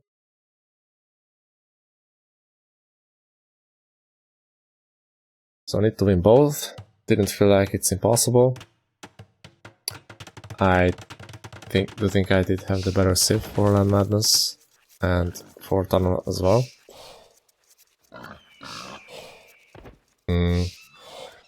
And yeah, on Land Madness I was just gonna do my regular thing with pushing 6 tier if possible, because that allows you to follow up with an instant archer range after scouts. And I feel like initiative is big on this map. I felt that both when I'm playing defensive and solo offensive. It just lets you make the decisions that suit you better, and I feel like it's more difficult to play defensive on this map. So yeah, I just do typical scout opening, 1 lumber camp. Still have quite a few food left under the TC. And archer range is already up, managed to snipe 1 scout, so really good opening for me. I kinda wanted to hide the range for a bit, but my opponent did scout it, but yeah, so the surprise factor wasn't gonna be there, but I still have the advantage with army, considering I'm Magyars. And yeah, I can force the engagements a bit with the archers here. And I do want to just get to Bloodline Scouts and hope that the opponent invests into fletching and more skirms, which won't be a huge help against Bloodline Scouts. But yeah, I'm taking really good fights.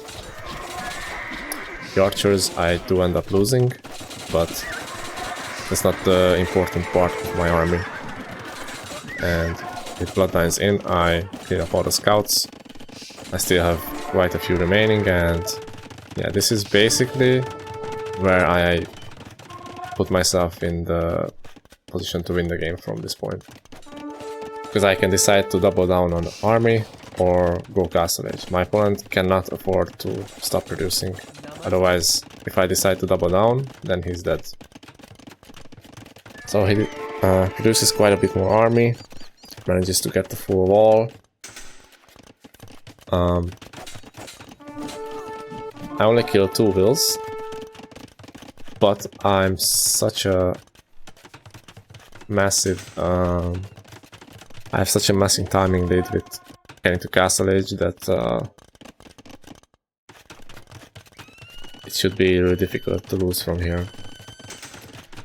And it's not like this army will threaten me too much once I'm in castle age, because skirms and spears won't do much against DCs. Only the scouts might be a nuisance, so that's why I decide to get pikemen and add a couple knights. In hindsight, considering the state of my food economy, would have been wiser to go cav archers, just on double range. I decided to go for cavalry and pikes, and later scorps, which I feel like is still okay. Cav archers would have been better, but at this point I feel like all I need to do is extend my economy lead and not die afterwards. Yeah, TC positions were not great. I actually think this TC is a bit too forward. Maybe I should have made it further back, and this TC on the woodline doesn't give me much either, because there's not much farm space here anyway, so... yeah, I just kinda harass with my cav best as I can. Cannot really get in, but forcing some repairs is always good. And once I see the CA switch, I prepare siege workshops.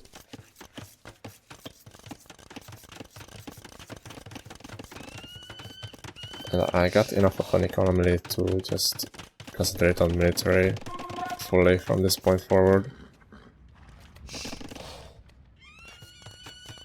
Yeah, this trash army won't really accomplish that much. I just need to mass my military and not give too much momentum to the opponent.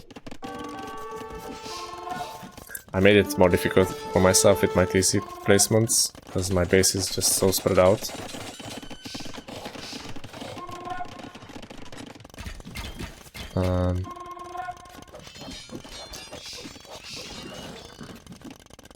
But yeah, this is where Hindus lacking knights is a bit tough for them. Camels are not gonna be as effective diving TCs and whatnot. So now the mobility becomes a bit of an issue for me. I have to chase around these armies with slow scorpions. But I figured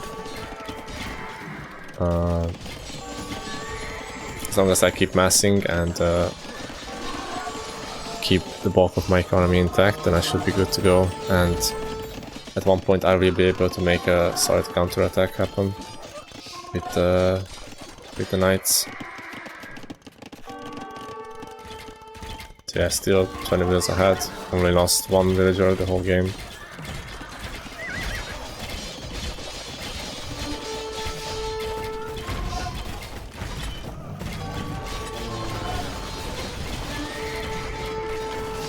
And the fights I'm taking are acceptable for me.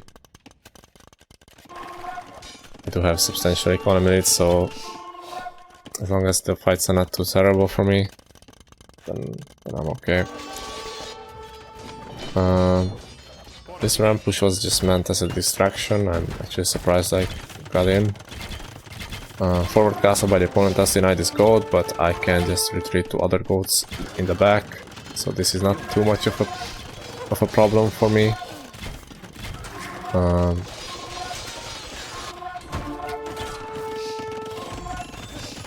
So yeah, the game did become quite messy.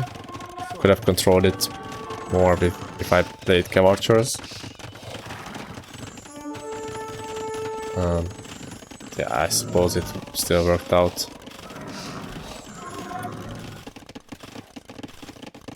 Now the opponent still feels like they need to do more damage.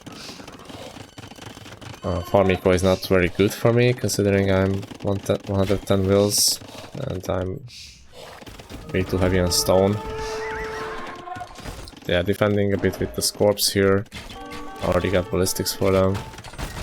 But at the same time I'm making a ramp push at the front, and even more importantly broke in with the knights. And yeah, that's just too many fires to put out for the opponent at this point.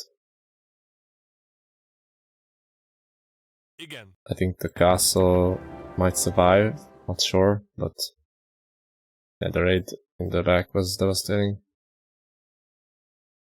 So yeah, I got ahead enough in feudal age and just capitalized on the economy lead from there. So, decider game on tunnel. Spanish vs Vietnamese. I felt pretty good about my civ here. Vietnamese is still strong. Wasn't sure what kind of approach he will go for. Managed to lame a couple turkeys. This is the same thing that happened to me with, against Fanji. The scout was weak and couldn't really stop the lame. And I do manage to take the boar anyway, so it's not like they got 3 boars against 1 either. And also something that's kind of minor is walling off the front, which is seems minor, but it's actually pretty big because it's not a lot of investment. But if the opponent decides to go aggressive, then they will have to go all the way around. And yeah, that's what it ends up happening. I do go for these big walls because I want to secure my res. In hindsight, maybe I could have walked towards the pond and given up the gold temporarily. But I guess these big walls allowed me to revolve here and not have my pawn be in danger until I'm up to feudal. So then I play defensive tower. I can go FC like I planned. Also, I actually wasn't sure if my opponent is opening feudal or not. But I wanted to play super safe. I just need to get a castle up and start my fishboom, and then I'm in a good spot. Because my opponent will have to invest so much into stonewalling the entire map. And I can just break through with one petard. And like I said previously, the fishboom being better when you're on FC will come into play, and my opponent didn't really dock until late feudal age as well, which put them even further behind. If they did dock right away, I feel that would have been better, but I feel like I would still be ahead on FC opening. I think even in best case scenario, the feudal player will be on even economy. But if anything goes wrong for them, then they will be either behind an economy or die to Castle Age army. I know I won't get too much done with my conks here, but I'm pretty sure that I'm ahead economically. And I'm just booming in the background. I didn't invest super heavily into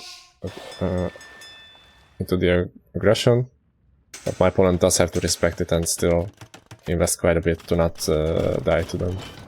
Because we did see another set where Kongs just ended the game immediately.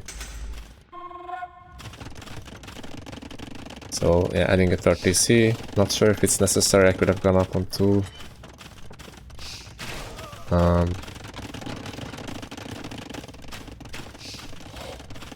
But yeah, I was kind of expecting a fast imp after the feudal play, because you won't really catch up in economy otherwise.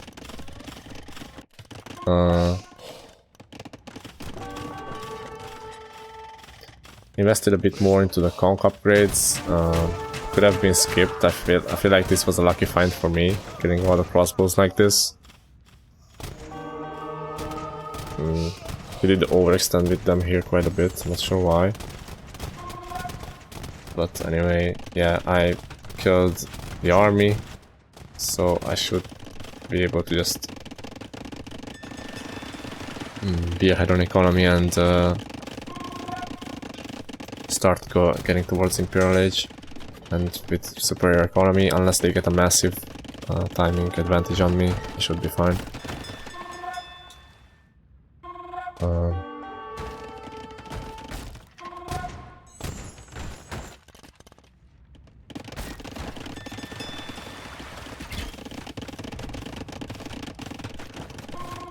So yeah, fishboom is kinda strong, turns out. He's up 90 seconds faster, but it's not really gonna be enough to make a big push happen, because it's only 13 CA. I can mass some skirms, no problem. And the Kongs are still a threat as well. Although I don't want to commit to them. But they're still useful to have around, and maybe counter raid if I can get through. I could have gone through the middle actually, like ages ago.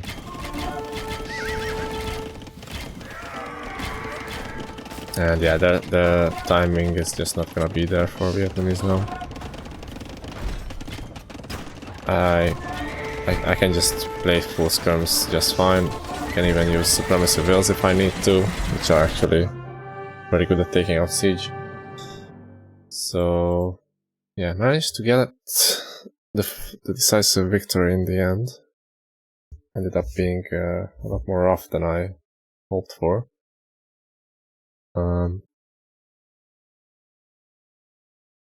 Yeah, interesting series though, for sure. Yeah, let's move on to the final now, I guess. Alright, so in the final, I know who I'm up against, and I wanted to continue implementing my strat of not prioritizing game 1. So that's why I went for Celts. It's not as if I expected to be drafted, but I feel like it's still a strong Civ on this map. Didn't want to take the scout fight. Unfortunately for me, I was in the middle of learning rhinos and stuff, so I did have to take a couple hits, and after a bit I did have to just commit to it, because I didn't have enough HP to get back home anymore. So I lost the scout, which was a big deal on this map. If you can get all the cows for yourself, that's actually a huge boost to the economy. Lost the villager as well, which would have been avoidable, considering the scout was 1 hit away from death. But wasn't the case, so not the greatest start for me, but since I didn't prioritize this map, I didn't feel too upset about it. I probably should have banned Vidians, considering it's a civ my opponent likes to play and it's very strong on this map as well.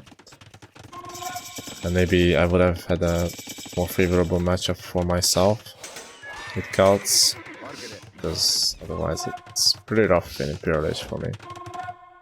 We both commit quite heavily into Man-at-Arms, which I think makes sense. Maybe not 5 or 6, but yeah, my plan was to commit more into Man-at-Arms and use the faster moving Man-at-Arms to force a fight that's favorable for myself. But wasn't really able to do it because my opponent read the situation very well and added enough Man-at-Arms to avoid taking a bad trade.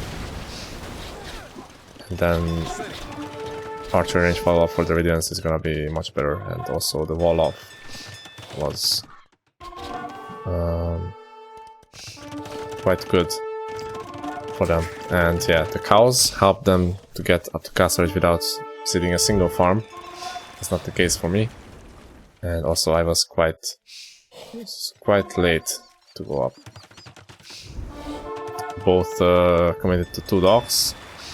I did end up going for more fires, so I do win the water. But yeah, I'm so far behind the castle age that it should always be a losing game from this point. Especially since my civ is also worse.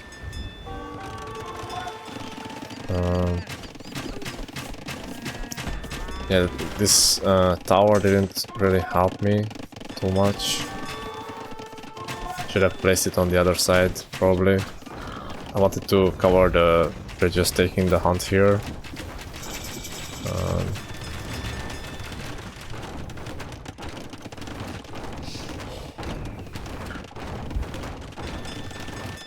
I did win the water, so I cannot fish, which kept me in the game for much longer than I anticipated. Also, this mango trade 3-for-1 did actually save me from dying right away. And at this point my opponent's economy is not looking too good either. So it's... economically speaking, this is kind of an even game. Even though position is not great, because I'm still getting raided in the mainland. And we lose quite a few wheels now. So normally I wouldn't add this many fish, but I feel like I had to compensate with something for the economy losses. And being up the castle is that much later. And it did work out for me. Because even though I did lose the fish later on, it did give me a chance with getting to imp. I think I actually got to imp first, which was like insane. I didn't actually expect that to happen.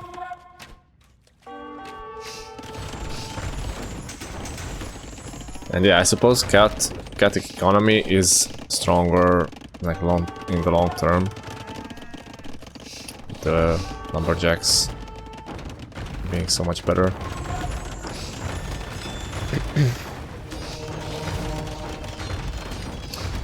Still, the biggest issue is gonna be army compositions in him. The Dravidians are they just have better melee units and they have access to full gunpowder, which makes it very tricky to deal with. So I would probably need a huge mass of loads and Celtic Siege. Maybe like Siege Onager or Heavy Scorp, which I do end up going for, but I'm never really able to get the mass that would have a chance at overwhelming gunpowder units. And of course the Dravidians have the wood steel champs as well. So yeah, losing the fish now, they did get me towards imp. I'm not relying fully on the fish, of course, so it's not like my entire economy is gone. But yeah, I do actually get to imp first, but not a decisive time. Not a decisive amount of time faster. This 1 minute advantage does allow me to win the trap war, or well, take out the castles from the opponent so they cannot go roomies, but Dravidians can go other units to deal with my infantry units. Anyway, so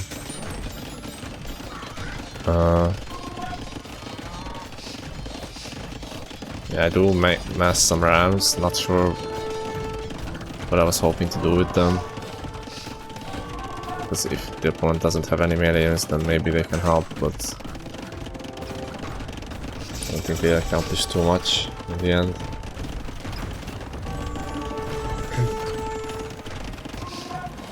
Yeah, it's not like my economy is bad after losing the fish, it's just I'm not really ahead on anything, and against the Dravidians I would need a substantial lead in something.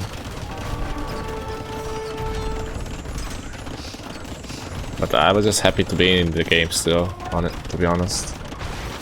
Considering the opening, how it went, I didn't expect myself to even get to mid-castle age, let alone Imperial age.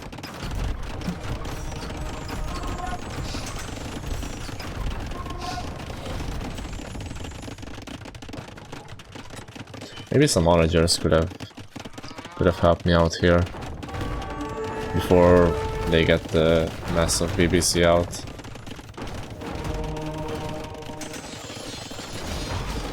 Celtic onagers are still really annoying to deal with. I did decide to go for Heavy Scorps. I felt like that's a more affordable option, considering how much of the map I have access to.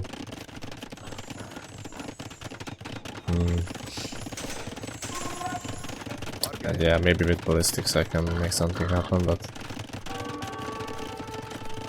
when the opponent doesn't have the big mass of military and would give me the opportunity to push, I never really had the mass to do it with. Because I'm also just rebooming or remassing army myself. So, I mean, the game is kinda over, it's just you don't really want to resign on 160 pop with like still a substantial amount of resources available to you. And the wolves did snipe quite a bit of cannons as well. It's just I don't really see the win condition. Workouts.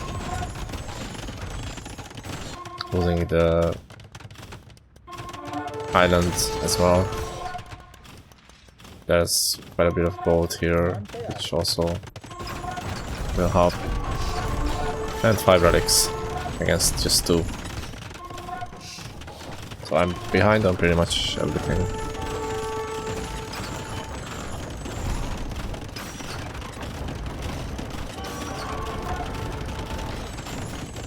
It was a fun game though. And the fact that I made the game last this long was kind of a mental victory for me in a way.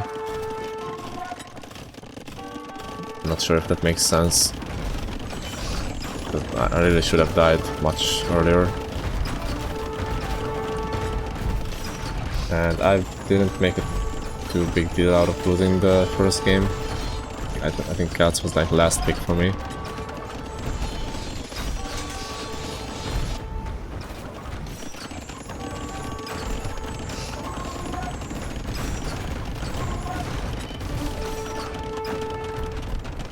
A couple more fights, but should be over, I think, soon. Not much else to talk about now.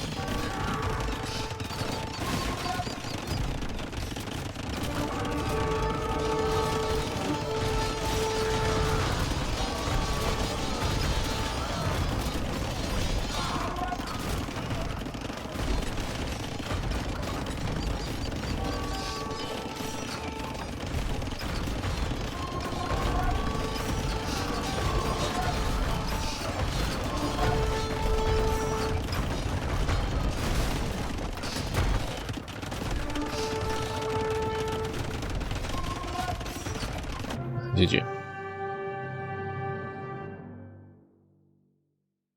Stuff 7.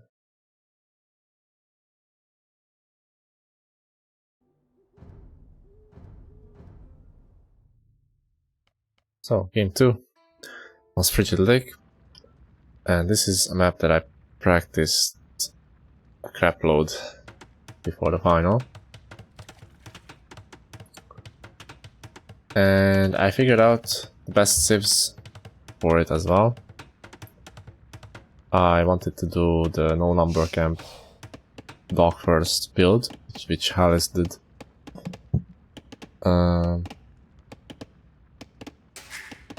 On his own sets.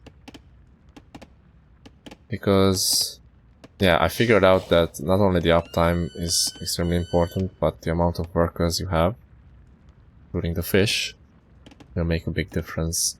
And I think the top 2 civs would be Chinese and Persians. Maybe Persians a bit better because they can do the dog first, whereas Chinese have to take the food first. Followed by, I think, Blitz, who can comfortably go up on 17 wheels and 3 fishing ships. And I think I had Italians and Malians next, which are able to do 17 wheels with a bit of idle time, or 18 wheels and 3 fishing ships with going to food first. And yeah, I do get very quick uptime, 9 seconds IDTC, but still Byzantines will never be able to match that.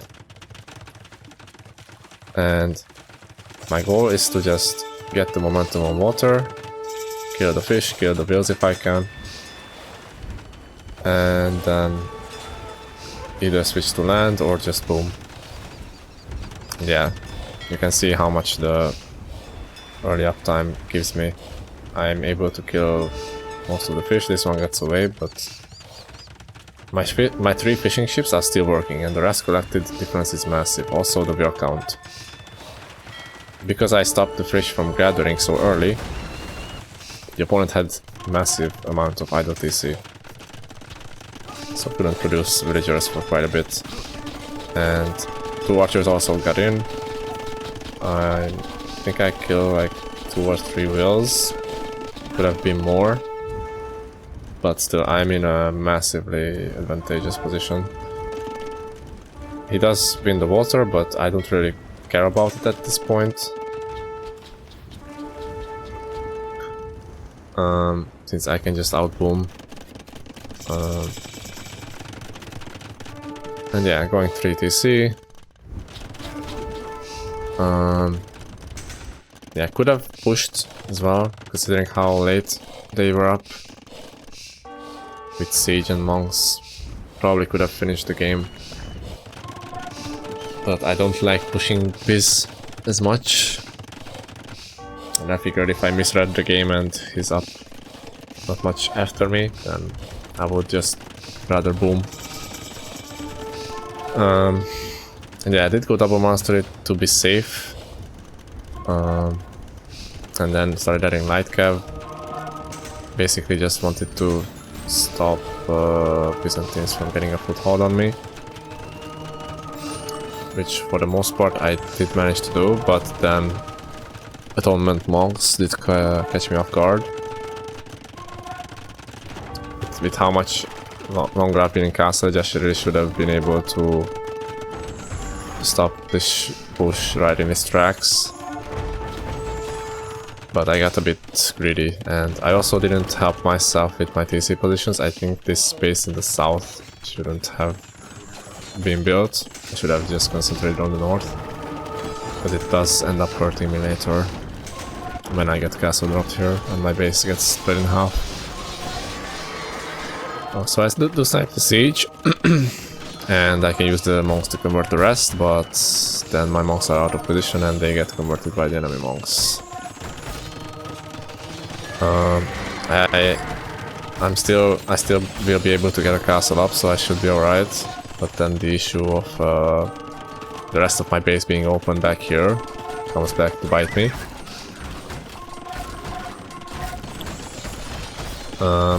Could have dropped a second castle, I guess, if I saved up for it.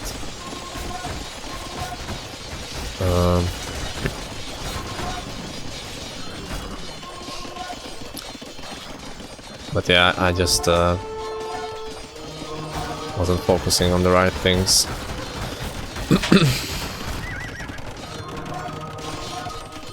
So I could have contested this castle, but the issue would have been the opponent already has 4 rams and I have to bail. Like if I lost this many vills, I think I could have thrown the game.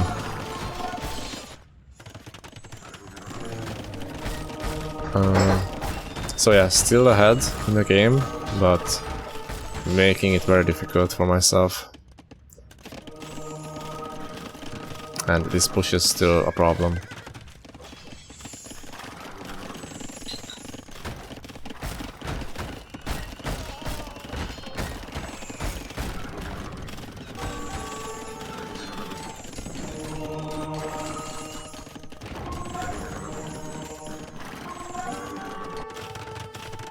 I am able to get in first, considering the equal lead I had. I also allowed the fish to just be useful for way too long.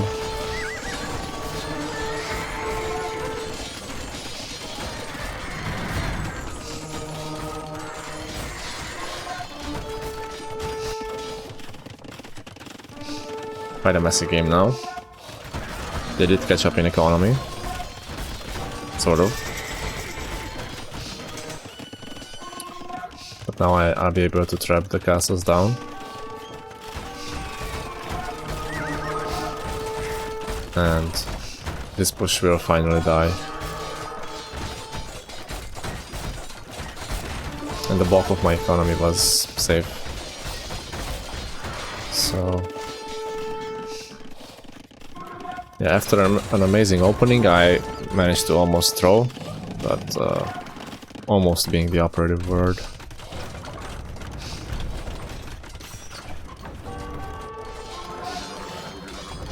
Yeah, I finally realized that the fish should have been dealt with earlier. I also didn't realize there was this happening, which could have raided.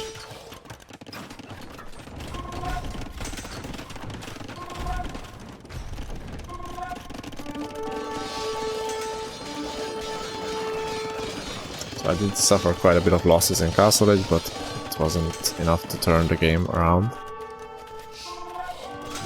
And I managed to tie up the series. which was nice, because lists, I believe, were my first pick. And I prioritized drafting for this map for a good reason. I also prioritized drafting for Canberra, for which I figured out a similar build as on Frigid Lake.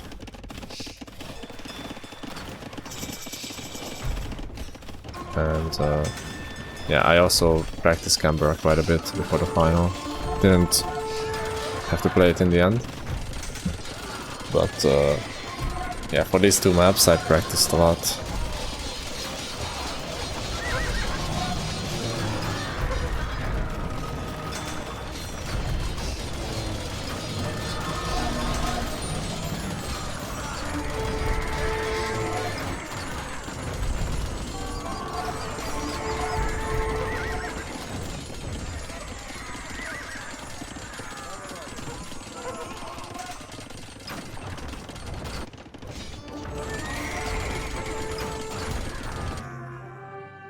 Yeah.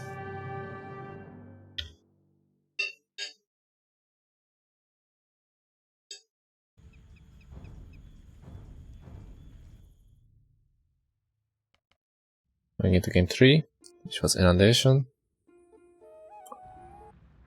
I was quite happy with getting Bengalis on this map.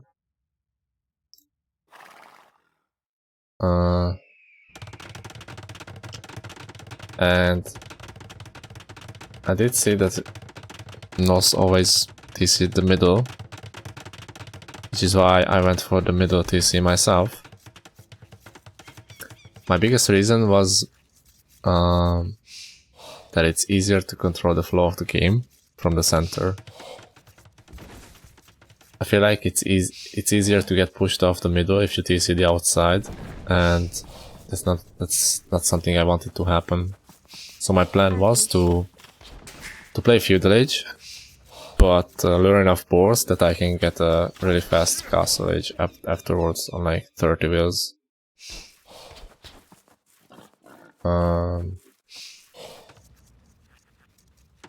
Yeah, that's basically it.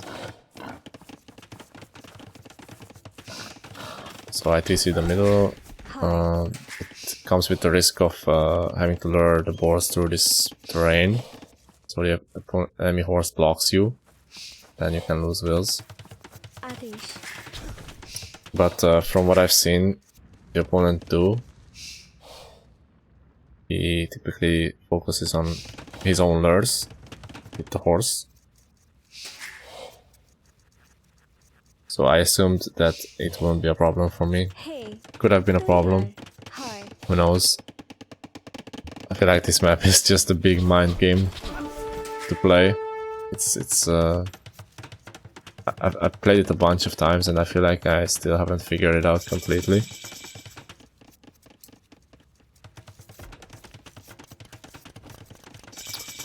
And yeah, I do end up going for Spear Arch to just keep the middle a bit longer.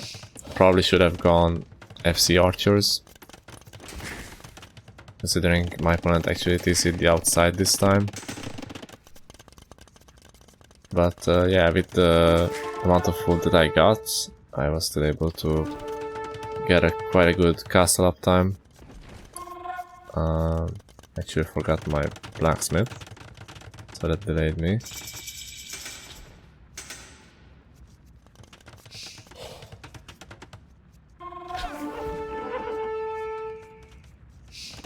I was also surprised by the scout play a little bit.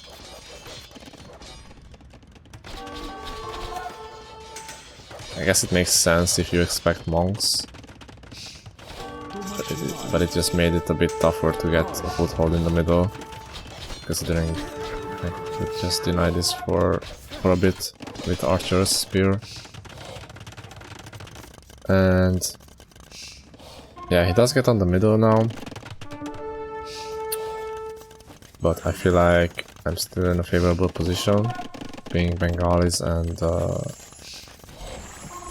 being able to go Pike Monk neutralizes the cavalry quite effectively, especially the knights, which I feel he had to make in order to get a foothold in the middle. And now it's gonna be a race to who can drop the castle first. And considering he's not even on a stone, that's gonna be me. I did get redemption to convert the siege. I didn't get atonement, but I felt like as long as I can neutralize the siege and have enough pikemen to force the castle up, then they won't be able to deny it. And then lacking atonement won't be a problem.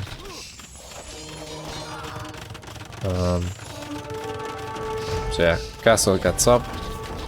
This is quite a good position for me now. I could have stopped reducing and gone up, but I felt like I can do more damage. If not on the middle, then I can push the outside with another castle drop and Ratha.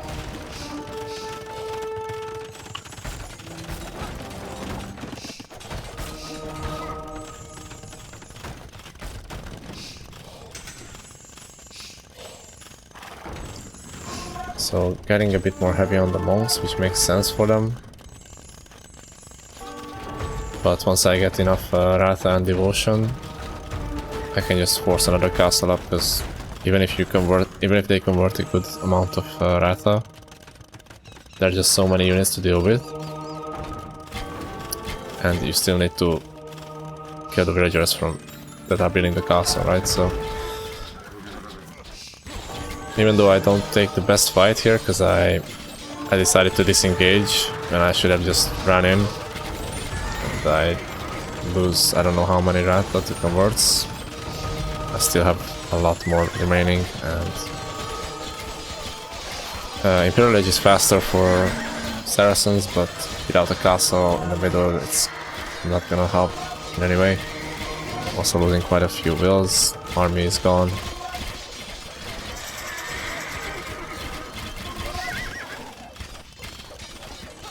And GG. I took a home map from the opponent. I was quite happy with that, for sure. And we moved on to Land Madness. It's not a map I prioritized save draft wise. Figured there are a bunch of saves that I would be happy to use here.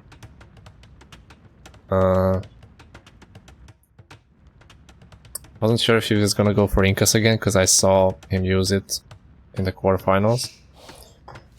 But he did, so we had the same matchup. Magyars against Incas. I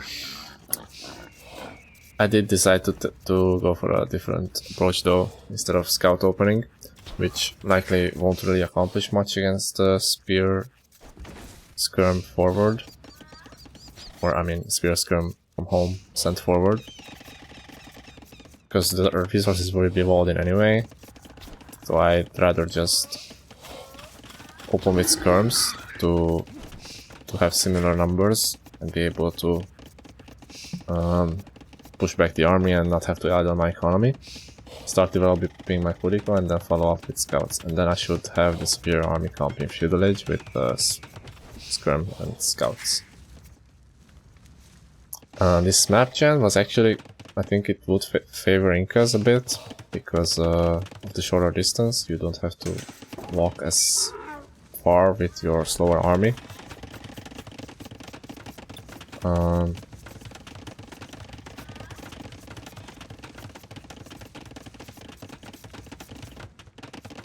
Yeah, I did have a decent wall off here towards the edge, but I didn't really utilize it. I felt like relying on army to control the flow of the game is more important. And yeah, I open with a range and just start massing skirms. This first engagement was good for me, sniped the unit. And yeah, I'm already adding a stable. I skipped horse color again because I felt like it won't.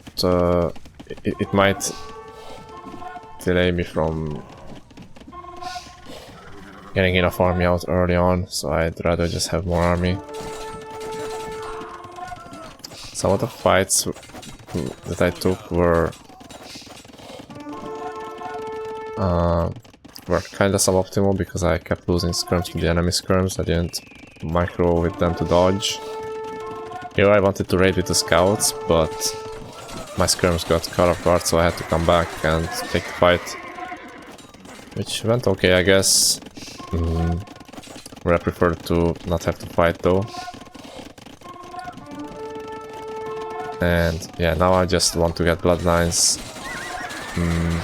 And I take another fight because I didn't feel like I can disengage with the skirms. Probably could have. In hindsight, I should have just pulled back the entire army a little bit. Still, the fight went okay though. I do have a decent KD. It's kinda equalized by the fact that the enemy units are cheaper. But a big plus for me is that none of the fights are in my base, or have been. And I have been able to take engagements that are decent enough for me to keep the control of the game in my favor. Because I do have the more mobile army, the opponent will have to keep investing, just like in the semi-final. And I just need to find that one moment where I can do some raids and go castle edge myself, because I'm not under any danger by the enemy army. So that's what I end up doing. I actually only snipe 2 bills and lose all the scouts. But the fact that my enemy is not threatening me is all that I want. It's not ideal losing the scouts. I would have preferred to save them, of course. I probably could have, but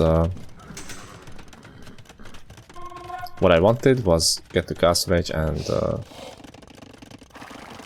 keep the flow of the game in my control. Because now the opponent has to go back and I can mass corps and knights in peace. Which, if I took even just one bad fight in feudal age, the opponent would have been on my face and they likely would have been up to castle edge first. And this is, I feel like this is a very typical fight that all of us have taken at one point. It's like, okay, we have a bunch of pikemen and eagles. Can't be too bad, but then it ends up being horrendous and we lose all the army. So I think this is where the game kinda gets decided. If he decided to stay back and mess a bit more and just abandon the gold, probably that would have been a better chance at turning it around. But now my army is just so effective and I barely lost anything in that one fight here that it's gonna be super difficult to come back. So from here on out, I just decide to keep my foot on the pedal and not bother with adding more TCs. I can just full send it with cavalry and scorps. Even though my opponent does get redemption, but against scorps it's not as effective. He will also lose any scorps that he converts. And I just need one more big fight to really decide it and clean up the army, and then the economy is just gonna be wide open. Managed to snipe the monks as well, so the conversions didn't come through, and yeah, the army is just way stronger for me.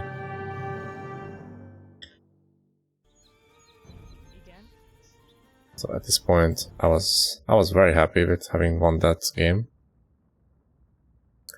Needing only one more to close it out.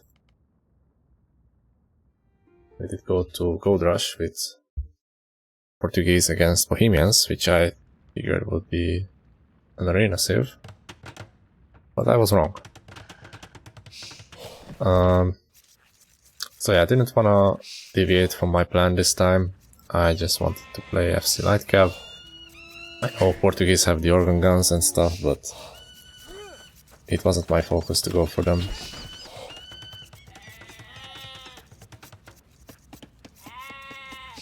just economically it's better to go light cav, and then you can... It's a flexible opening, you can transition to monks or siege or whatever you need afterwards. It's not like you have to stay on light cav.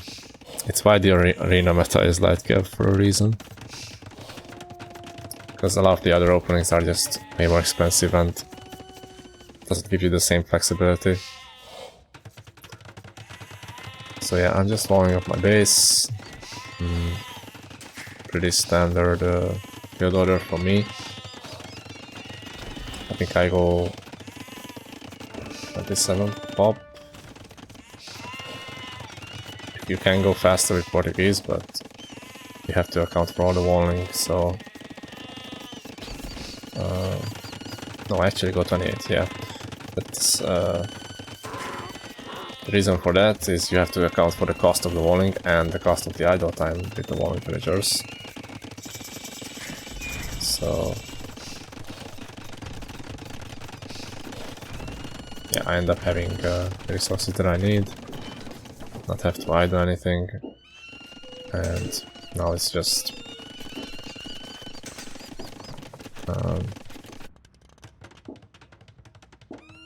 now I just want to see what my opponent does as a follow-up. Is it straight boom? Is it wagons? Is it monks? And it's a castle.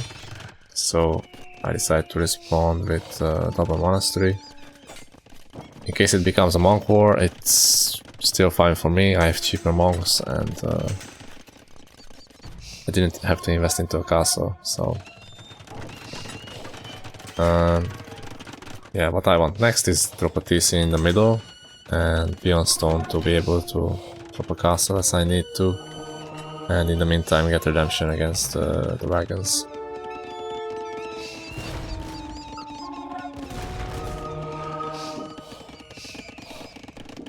So now my opponent can go atonement again if he wants, but without second castle to threaten me, it's not gonna do too much. So I can just pull back and safely boom for a bit. And yeah, now I just want to get Imperial Age. I did convert these two, which was very nice, to threaten the opponent a bit more. And me getting in and raiding while he's going up to him would have been really bad for him. I chose not to dive. I probably should have. Hindsight, this light cap didn't really accomplish that much afterwards. Forgot the second building again, classic. So I should have been up faster than this, and I think my castle should have been on the hill. So there's a 2-minute deficit, which is not great. And my economy is like not that far ahead, actually.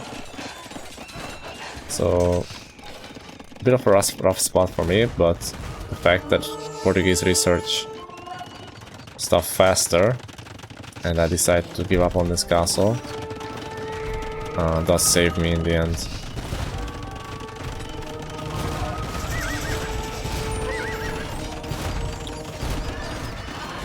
Because I'm able to get chemistry faster, and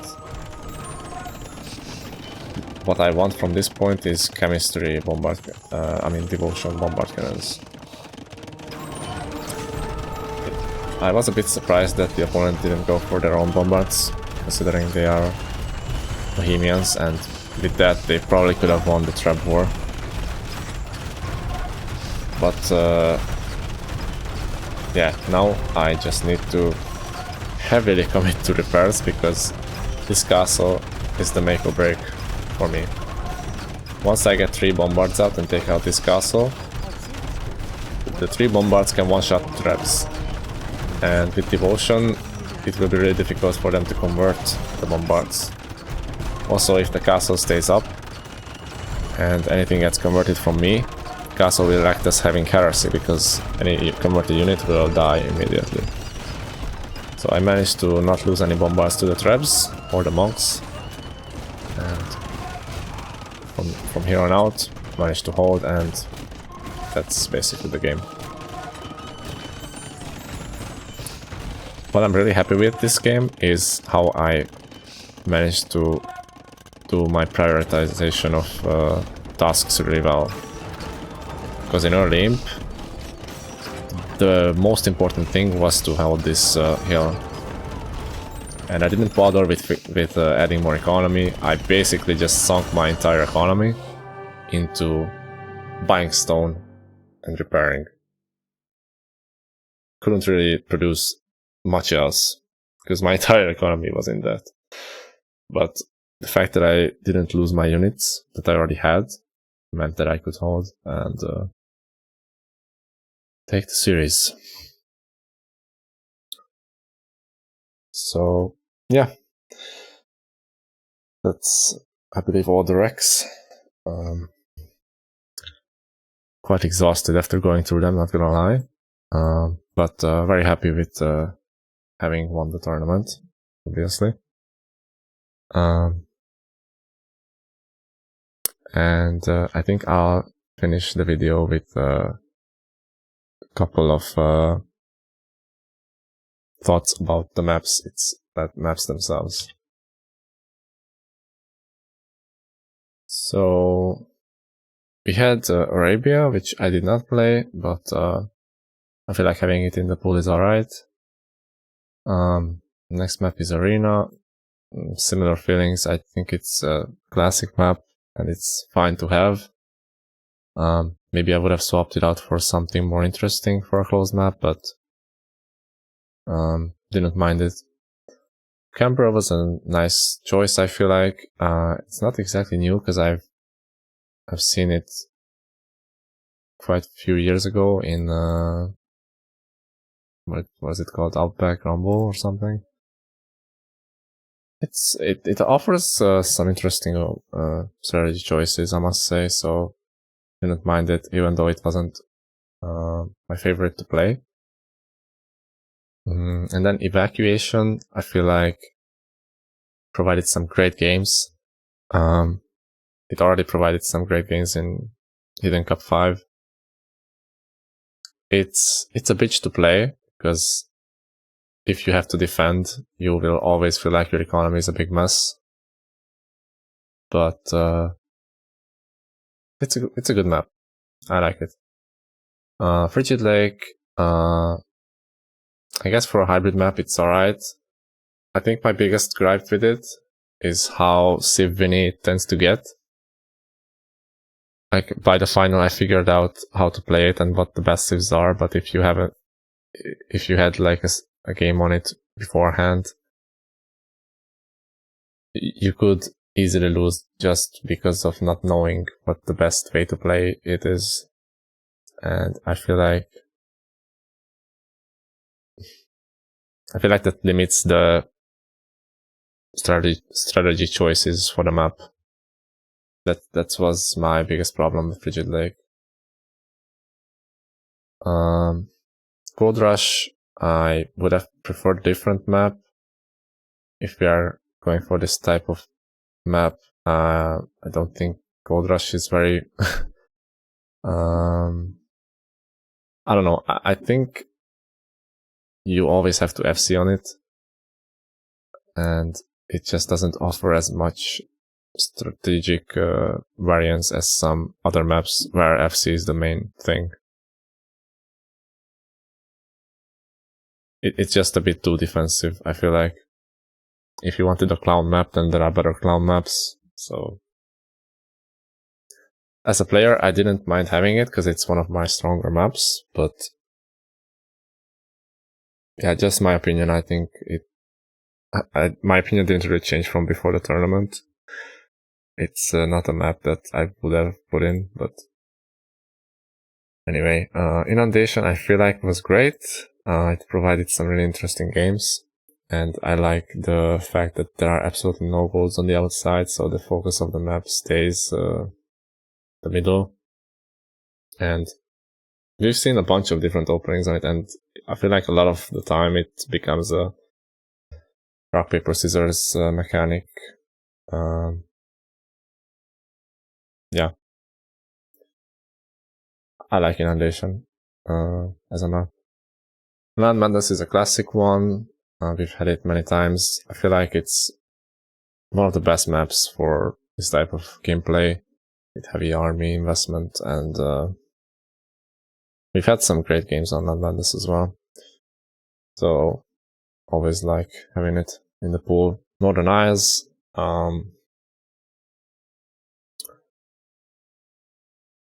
It wasn't bad. I just feel like some of the map gens were kinda bad, like balance-wise. I've seen some map gens that really favored one player over the other when it came to having a defendable map. I don't think that came into play much in the tournament. My map was pretty bad against Cappy in round 1, but I'm not saying I lost because of it. I lost because I played bad. But I feel like that could have come into play in a different instance, maybe. Also, it kind of leans into FC Fire a bit too heavily. So I would have chosen a different water map there. Yeah, I think with a couple of civs it's really tough to get punished if you go FC Fires. I don't think I played it even once in the tournament. I practiced for it a little bit. For a hybrid map, it does the purpose. It's nothing special in that regard. I didn't mind having it. Wasn't a big fan of it either. I'm pretty neutral about the map. And finally, Triple Tunnel. I feel like there is a bit of a dominant opening there with FC. Maybe I'm wrong, but my conclusion from practice games and the games themselves were FC always beats Feudal opening, or at least is even with it. But regardless, it provided some really good games, and I liked having it in the tournament, personally. So yeah, overall the map pool was fun, and I think the map pool itself also kind of contributed to some of the crazy results, because some of these maps, if you figure them out and your opponent doesn't, that can give you a huge lead in some of the instances. Like I said with Frigid Lake, I feel like Canberra is another one. Evacuation is another one. Triple Tunnel is also one where it's really important to know which of the openings would suit you better. And I'm not saying that's a bad thing. I think it's great that we have maps where it's not immediately obvious what's the best strat. So yeah, I think the map pool was great. With some instances I would have chosen a different map, but I guess that's just preference. I like having maps where there are more than one dominant strategy or opening. Yeah, not sure what else to say about the maps. I think that should be all from my end. And okay, I guess some closing thoughts for this very long video. The whole tournament was loads of fun. I really enjoyed it. I think the admins have done a fantastic job, and the Gauss with the reveal video was, as usual, amazing. I can only speak about the positives, really, about how the whole tournament went down, especially considering the result that I had, which I did not expect from myself at all. And in many of the sets, it was extremely close to getting eliminated. But I guess there's a bit of a lesson there for myself. I had to come such a long way from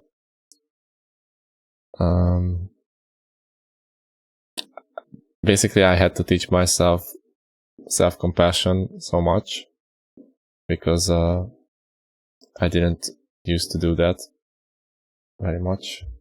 But still, in some moments, I find that I can be such an asshole to myself.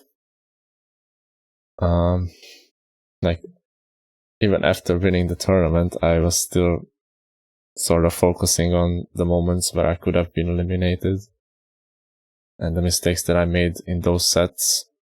And I'm just like, can we for once focus on the positives instead of dragging myself down in these details that I cannot really change after the fact?